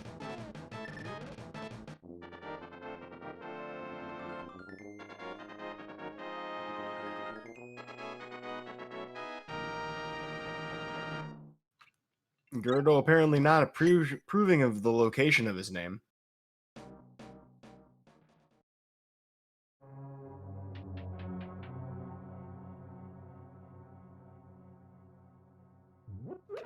And we'll get a bit of a stroll over here to get to the number 4 seed from Group X. Group X having Magnificent. The 102nd ranked qualified player in this group here will be facing off against Skirto. And it is time. Do we have a pedestal pull? We do. I'm kind of curious what the pedestal itself says, but the Hook shot!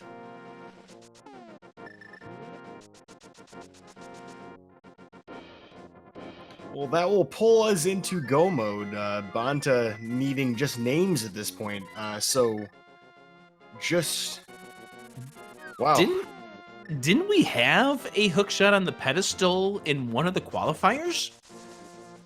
We've had a lot of things in the qualifiers, Rick. A lot of things that I did not read well.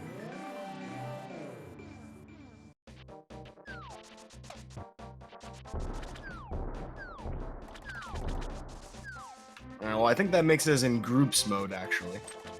Well, that makes us in go mode. Obviously, if we are not completely in go mode, because we still have to pull 34 more names. We got to find out who's in Gerdo's and Magnificent's group here, to say the least.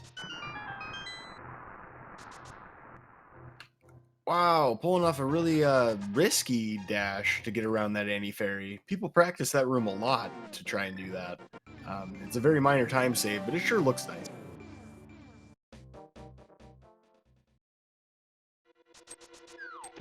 Of course, pulling that off requires you to dash while pulling the switch, and charge that dash in the middle of that animation, something that, if you haven't done it before, it doesn't seem very obvious. I hope that Banta's keeping an eye on the fact that he's limited on bombs. Hopefully he'll pick a couple up here when he grabs the key in just a moment. Gets the big key here in Swamp Palace. And by the way, just a point to point this out, stay tuned after Banta finishes this off, because we have quite the creative end of the game for you to see. This might be a secret to everybody, including me. Oh, I think I know what you're speaking of. Yes, folks, you should stay tuned. Definitely not your normal post-game. Yeah, absolutely. Should be having a lot of fun with the credits coming up after we are done. And, well, even Ganon might have something interesting to say this time around. Oh, who are you kidding? That pig always has the same stuff to say. There's no way anybody would do anything special for this particular group reveal show. Seed. Seeing some smug emotes in chat. Some people may know. We got our next name, Voosh, is the number 2 seed in Group X. Well, Voosh, there it is. We will continue to find out the last name within Group X. Help me now.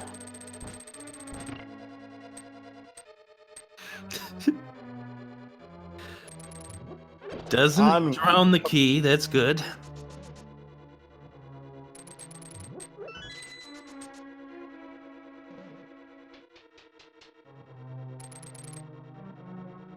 I don't know. You're getting some fans and some angry viewers with pitchforks based on your puns here. You gotta go all in on this stuff. Like, it's either all the way or not at all. Just like Banta is with this dungeon, choosing to finish up left side with a really nice hook shot there. I didn't realize you could clip from the top rail there. Yeah, I never seen that one before, but that definitely would save a few frames. The things I learned today increased by several. A good friend of mine, Mentos Man, showed me that you can actually push the top block in those 3 blocks there and clip by hook shotting the one behind it. It saves like literally no time, but it looks awesome. And there's a bonk for Banta.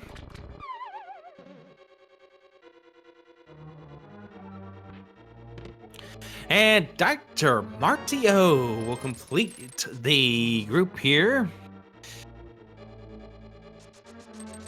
And we get our next one for Group Y, Zelda, the number 5 overall qualifier. So just to back up to Group X, we have Girdle versus Magnificent, Voosh versus Dr. Martio. Well, I would call that last name infectious. We'll see if the swamp memes here are going to continue. Hopefully they don't all have to go left side swamp to find their solutions. But Group Y, we are very close to the end of the alphabet here. We'll be joined by Obscure Life. Obscure Life Form, the number 109 qualifier, will be Zelga's next opponent here as we get into the group stage. And wisely picking up some arrows for Banta. Once again, knowing what's underneath the pots, very important under certain circumstances in this game.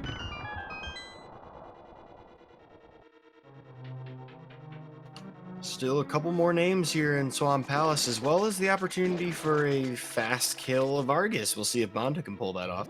Yep. But first, we're going to get AC 101, the number 2 seed in Group Y.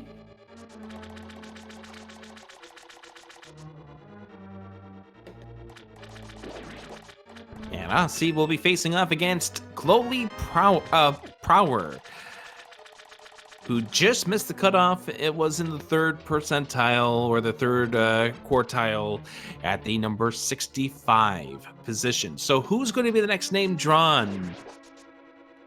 You got another chance. It's going to be Thalane. It has to be off of the 0 cycle attempt. Give me this one. Come on, Rando gods. Why hath he forsaken me? Why do you want this so badly? No, I mean, at this point, it's got to have something, you know? Ooh, but Banta will go for that 0 cycle attempt and is almost pulling it off.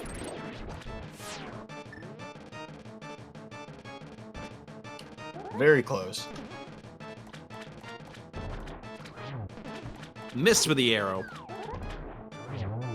But gets him 2 swings. Is there a name here? No, there is a heart container, so we continue on.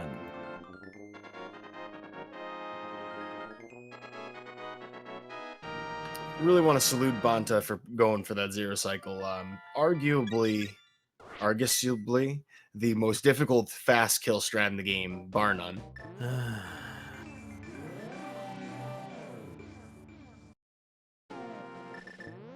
Look, I'm not trying to start an argument with these puns here. I'm just trying to move on, you know, showcase Banta on screen for us. We'll have a bit of a name deadlock with this Dead Rock, unfortunately. Ugh.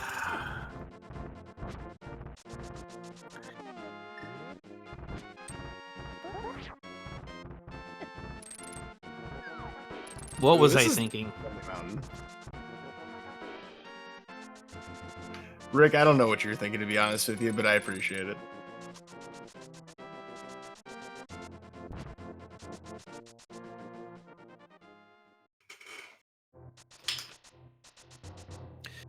We're heading to Turtle Rock next, where we may find our next name and our next number 1 seed. This next group will be Group Z. Well, Rick, while we're entering Turtle Rock again, going through all of that, any advice that you might give to runners who are looking to try to land on a restream, seeing as they're being able to schedule their races today? Well, you see, I can be bribed. Those fancy council dollars, huh? I'm sorry, council dollars have no cash value. I keep telling people this. I'm not swayed by council dollars.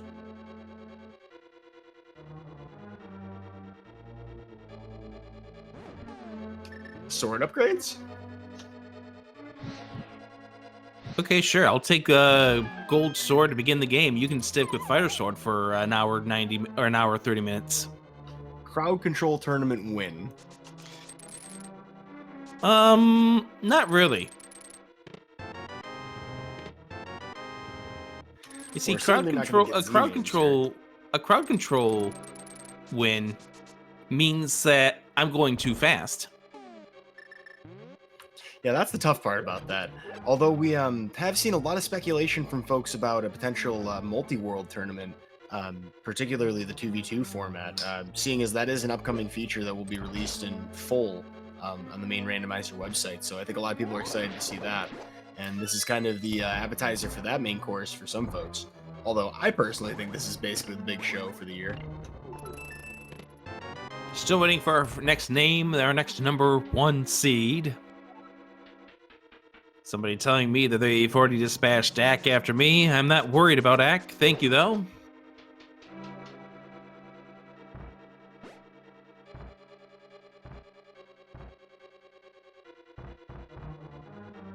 You know, what kind of siren do you think the council uses? You know, Like, the sound when you use a magic item and you don't have any magic, the noise. It's official.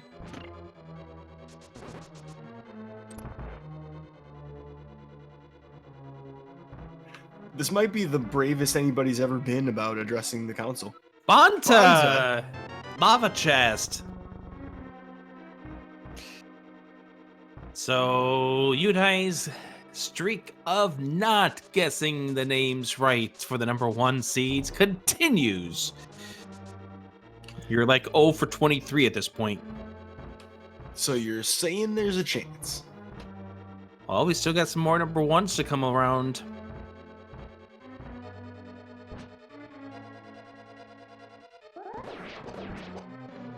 Banta manages to not get burned by the RNG there, actually pulling off a really nice pokey too. A room that I personally really struggle with, and a lot of runners do. There are 16 different RNGs, and Banta read that one perfectly. Did he just throw that bomb all the way through the wall? He did. So who is Banta going to face? Who's the person coming out of the 4th quartile that he's going to have to deal with?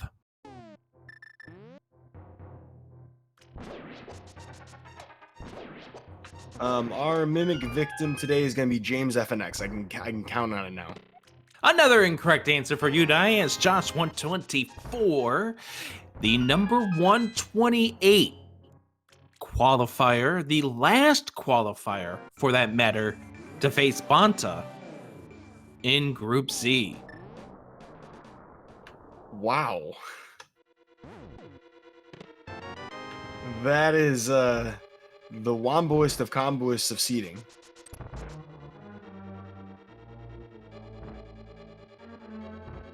So who's coming out of the 2v3 in this group? And we get an oh dear from Josh 124. As Lin is going to be the number 2 seed in this group. We had actually just seen Lin and SNES Superstars here in Speed Gaming just yesterday, I believe, in a 2v2 co-op race with JP and Sinek and I believe Megawatt. So who is going to be the number 3 to come up here? And I'll give you another chance since we probably will find multiple names on Laser Bridge. Who's the next number 1 seed? It's got to be Sabo Thunder this time. It's gotta be. Well, first we'll find the number 3 seed Incoherent for Group Z. And is Udai correct? Well, we find a key. He's right! You got one! My AA group, I just had to let them know that, you know, this is... I've been guessing names for 24 weeks now.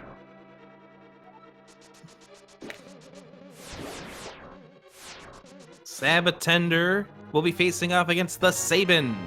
Sabatender, the number 19 seed. The Sabin is qualifier number 125. Just to back up here to finish off the Z pairings, it's Banta versus Josh 124.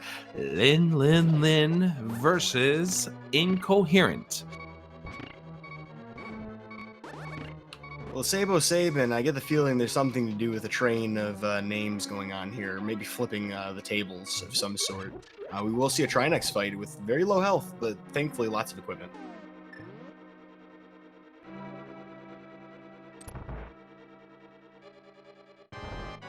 Gonna have to be careful, but we are gonna try to do a fast Trinex here for Banta. Beautiful first section here.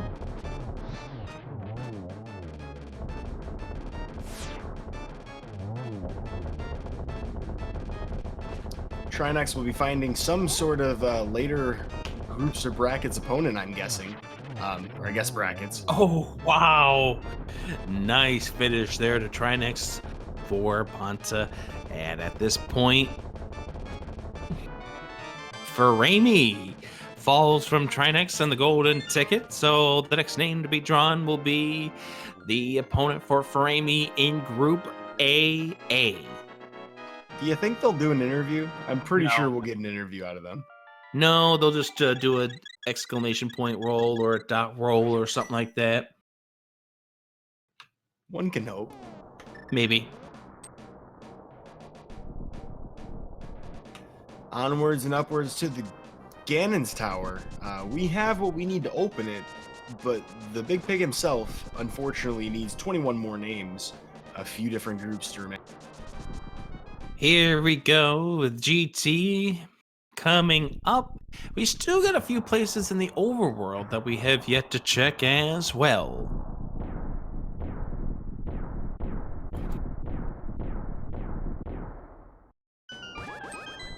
All right, so bear with me. Next group, number 1 seed is gonna be Superman Taylor. Okay, well, we'll hold you to that. I think I can't be wrong. I mean, it could be Pika Pals, but Superman Taylor, I'm standing by. We get Matt the Ogre.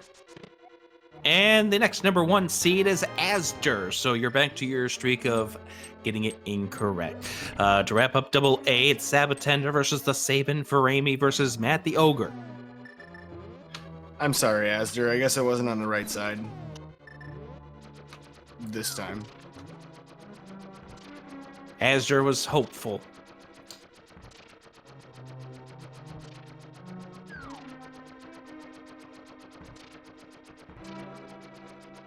So the next name will be facing Asder in Group AB.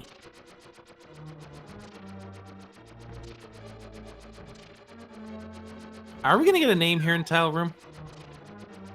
I feel like we shouldn't, just out of posterity. For all the times people have done this first, it should not pay off once. Nope, we get a key instead so we can continue to check this right-hand side. So that means it did pay off. Aw.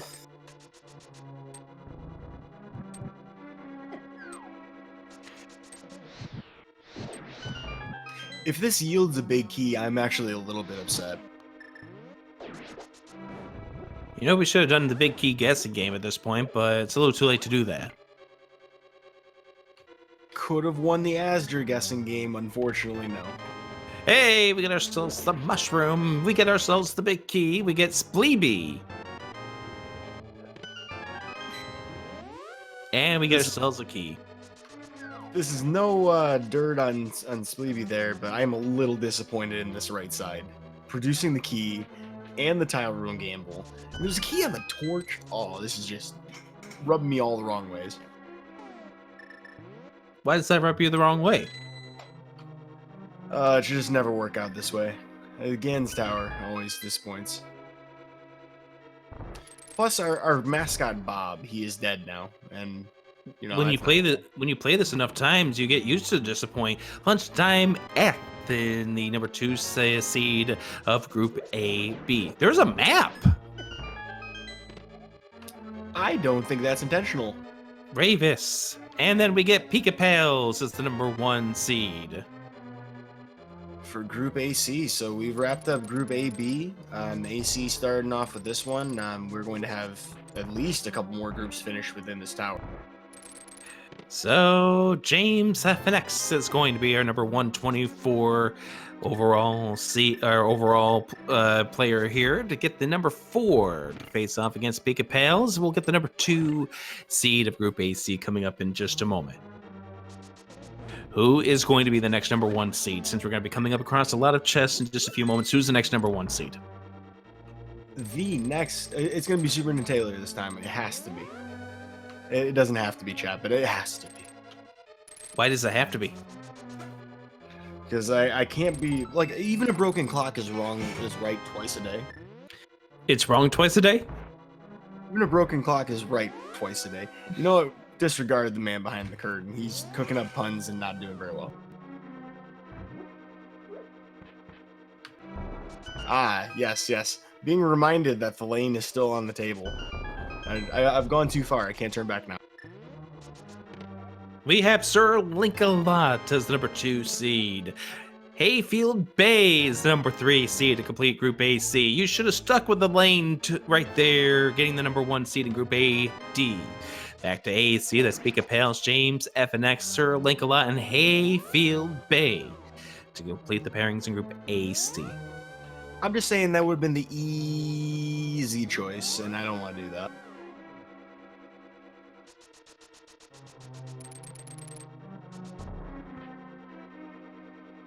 Get a nice little slide to the right.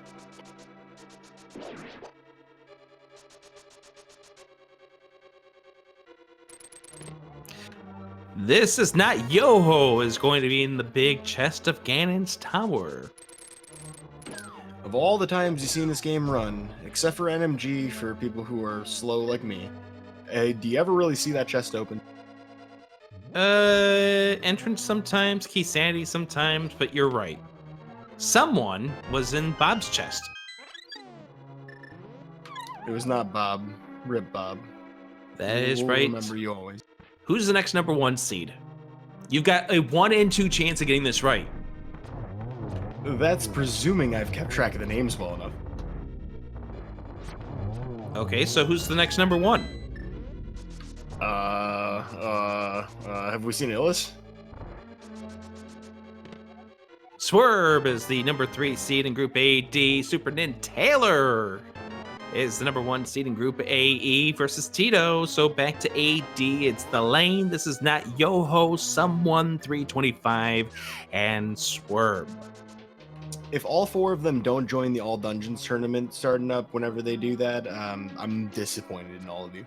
So, who is the last remaining number 1 seed? Rick, you're presuming that I can count. Who's the last remaining number 1 seed? I'm literally only good for jokes. That's the only reason I'm on the mic. Come on, chat's trying to help you out. Who's going to be the next number 1 seed? If I don't get it right, will you nin ban me?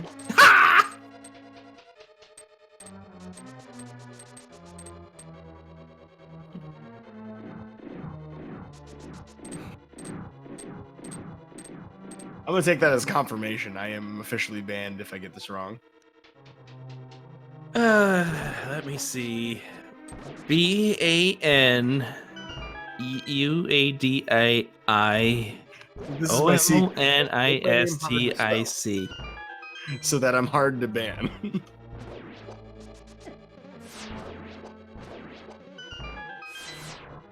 We got nothing else to talk about. Well, we are seeing some exceptional Gins Tower climbing going on right now. Just chugging along all the way through Gauntlet 5 without even switching away from bow and arrow.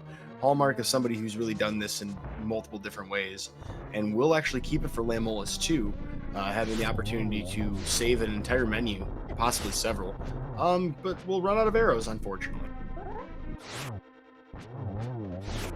And might not find more if he's not careful to grab from the next room. I think there's 5 in here. There should be 5 in one of these pots. There they are.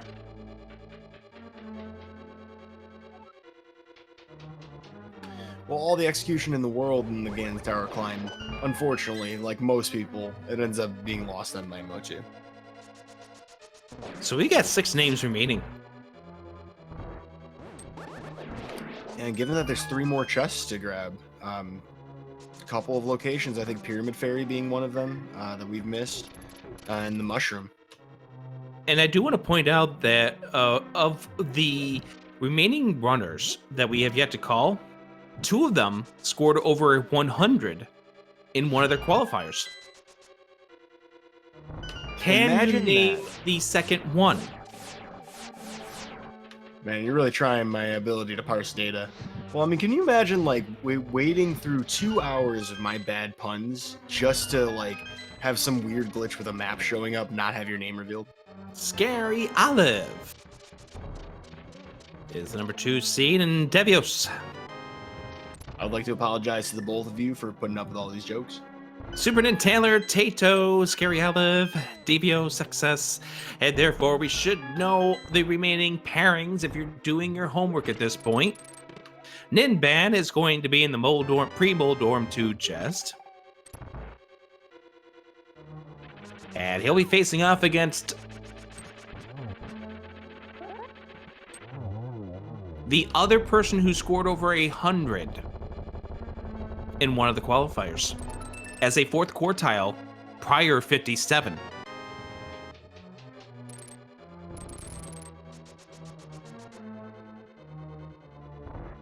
As the number 105 qualifier. Well, that last group is strong AF. Scored a 100.265 in one of the qualifiers, one of the 8 that he ended up doing.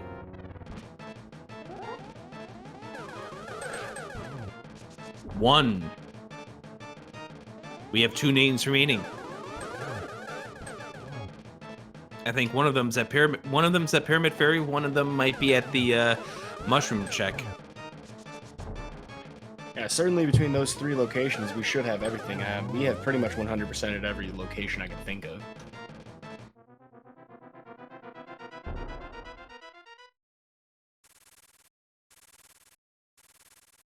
Answering the comment from chat, who was on pad? The hook shot turned out to be on the pedestal.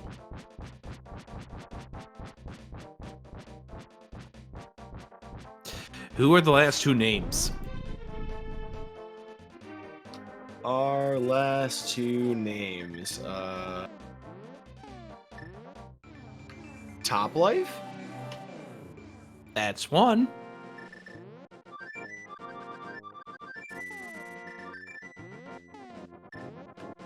And did we see BBB Kermit?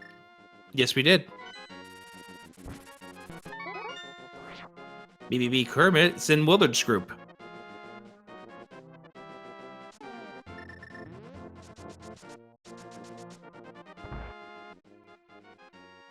And there's Top Life's name right there, so we're down to the final name. Rick, most people can barely remember 7 digits of a phone number. You think I can get 128 names? My condolences to your phone carrier, then. Your faith in me is astounding. I appreciate it. Hey, we have a maximum of 128 names in this tournament. Well, while we're looking for that last one, a big shout out to the team behind making this possible. Devs, including Vitor, Sinak, and I imagine quite a few others, making sure that this all kind of worked out for this reveal stream. Yeah, When it comes to ROM hacking, this stuff's not easy. and the fact that they did this during a holiday week.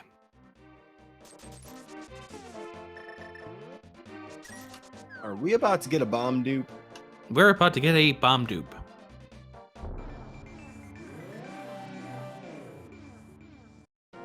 We got ourselves a bomb dupe.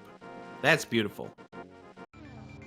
It's always exceptional when you get to see plus the bridge warp.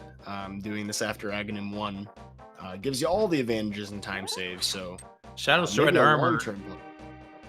I'm sorry. Shoutouts to Red Armor doing the clicking in the background for us. Yes, we're Boomerang. tracking. And there's the last name. Maximum Barnage. So that group's AF. Ninban Prior Top Life Maximum Barnage. Now it's time to face Ganon. And he's got some interesting text for this. Oh, come on. This guy never has anything new to say. You can now schedule your matches. Wait a few minutes though. Bonta may take a nasty tumble. Fumo, Fumo, Fumo.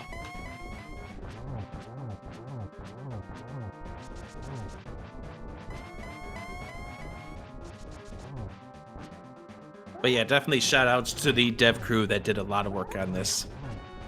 And once again, stay tuned for the end credits. We did do a little bit of adjusting. Please don't die, Bonta. I know you got fairies in a bottle.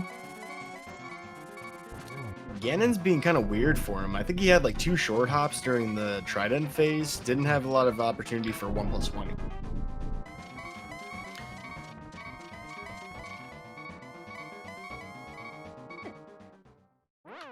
Looking for the death. Maybe he was just trying to get his rupee count right, do a few spins, you know, before he finishes off.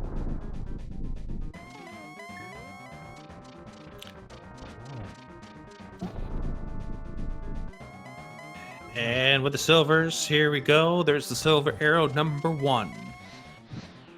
It's the torch glitch right there. Couldn't get a swing on him before he floated away. There's silver arrows number 2. Unite. I am looking forward to groups. This has been fun, but we are going to start the meat and potatoes of this tournament tomorrow. It's going to be a lot of fun. And I'm really grateful for a chance to do this group reveal show with you. Thank you for allowing me the opportunity. Bonta will finish. Absolutely. Get your GGs in the chat here for Bonta to finish up this seed as he runs on in. Approximately 2 hours, 6 minutes, and about 8 seconds or so. Thanks to all of you who played in the qualifier.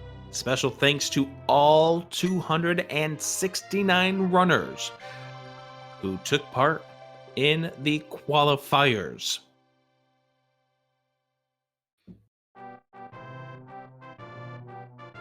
This joke is bony. Did they know you were going to be on commentary? They must No, have. I assure you, Chad, I literally did not edit any of these myself. So this is actually kind of fresh for me.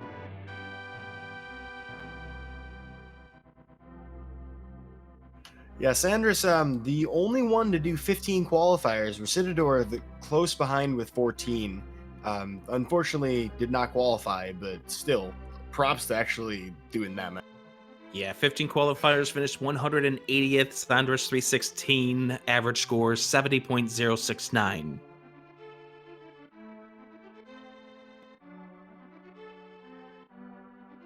Well, that's a breath of fresh air. No Moldugas. That's good. Absolutely wild. In the name of Sombrero Guy, just missed groups. You hate to see it. Your sanity recovers until next time.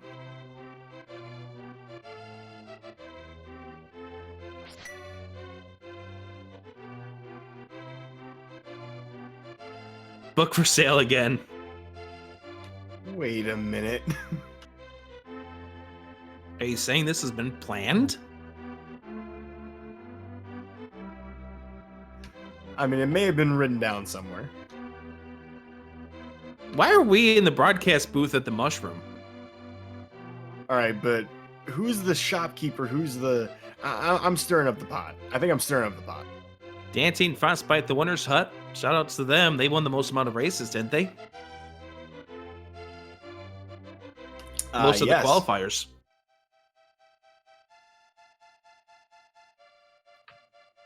Dr. Doom toots as he please in the Doom groove? Yes, the Doom groove. Honestly, it's kind of hard not to read that wrong. You're like, I'm used to saying grove. The Whack-A-Mole prototypes, the two dwarfs with hammers. You get to see version 2 in the Dark World.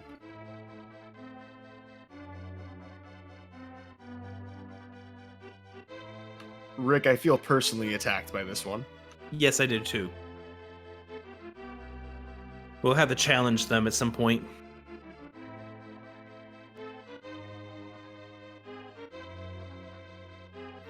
Look at all those happy groups qualifiers. Yes, indeed.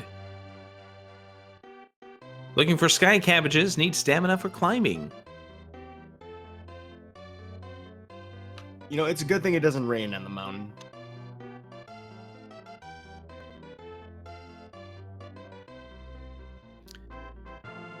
A disgruntled bot rider. Why are you disgruntled, Sinek? I'm guessing he doesn't get very good Wi-Fi coverage in there. Probably not. And the tournament will conclude hopefully this spring. We hope. You see how there isn't a year marker in that statement? Well, it says this spring, so we hope 2020. Well, that would be in hindsight, hopefully. But if it goes to 2021, it won't be anymore. All right, guys, we'll see you in 2022. No, but in all seriousness, though, folks, you got 1 week to do your match sets, so make sure you get your matches in. We are not going to have a 13-month-long tournament this time around. Yeah, so we'll go ahead and take care of a little bit of business at this point. So just a really fast note here as far as this next stage of the tournament is once again a best of 3 that we will be doing for this. And the idea here is 1 week per match. So starting tomorrow, the deadline for the first portion of groups will be the following Sunday, which will be December the 8th. The next stage of the groups would be December the 15th, and then that third place tiebreaker thing or the tiebreaker to see who's the other person that moves on to the groups, that deadline would be December 22nd to wrap up the group stage. So now that we know who you face, get those matches onto the schedule, and we will have a lot of fun in this next section of this tournament. Yeah, I'm really excited to see the strategic play going on. Of course, you can only play Randomizer so well. You also have to make some strategy decisions in the midst of that. And of course, if you are not racing in this tournament and would like to help out, we have several different volunteer roles. This is all volunteer run. Nobody's taking dollars for this stuff. We just want to, feature as many people as we can. So from the commentary side, there's a quiz you can do. You can find it in the announcements section of the tournament Discord. There's also the opportunity to sign up to be a tracker, or if you have experience with restreaming or would like to learn how to do that, we do have other restreams we do carry out in ALTTP Randomizer if we have literally booked everything here on Speed Gaming available. And seeing as there's a million matches, that's definitely a possibility. But Speed Gaming coverage, we definitely have quite a bit of it. Rick here can attest to that. He is the schedule master. I don't know how you even do it, to be honest with you.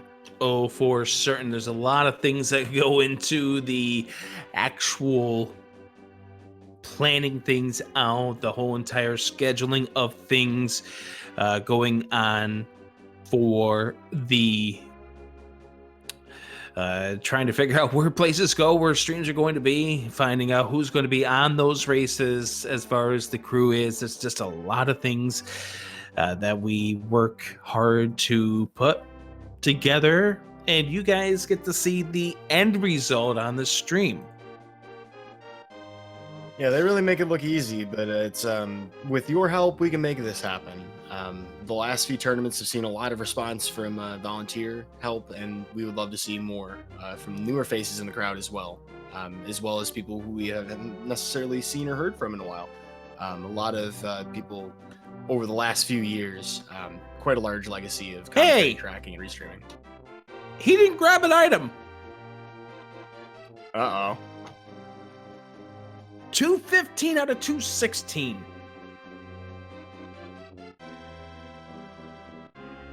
I'm gonna be honest with you. I've never seen a full item collection counter since like version 6. Oh, I know what it is. Thieves Town Big Chest. He can't get there.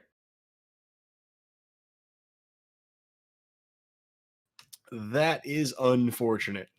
We can't get the perfect 216 for 216. Unbelievable. So, special thanks to everybody who came along and watched this. The next step of the tournament begins tomorrow. We look forward to seeing these matches. We look forward to covering these matches. Good luck to all 128 runners who remain in this tournament, and good luck as you try to make it into the 64-person brackets that will be to follow this. Gonna be a lot of fun, Udai. I can't wait to call this with you. Same here. And big thanks to Red Armor for tracking for us today, Rick for joining me on the commentary, and Banta for showcasing everything, finding his own chest in the lava. Obviously, big shout outs to all the crew that worked behind the scenes, both as the admins for this tournament, the crew here at Speed Gaming, and our operations crew as our help here for the Link to the Past Randomizer tournament, who've been putting those names in the challenge while we're doing this so we could get things going. Shout outs to everybody. Hey, it's slim pickings to deal with all of that. And, you'd have to be, who am I kidding? Slim Kirby, you're a good dude. I was trying to figure out how you were going to come up with another pun at that point. All right, let's get out of here. I was going to come up with another one, but it was going to suck. Oh, God. All right, good luck to everyone. Let's do this. The group stage begins tomorrow. I'm Adirondack Rick. I'm Udaimonistic. Thank you for tuning in, folks. We'll see you next time. Good day, everyone.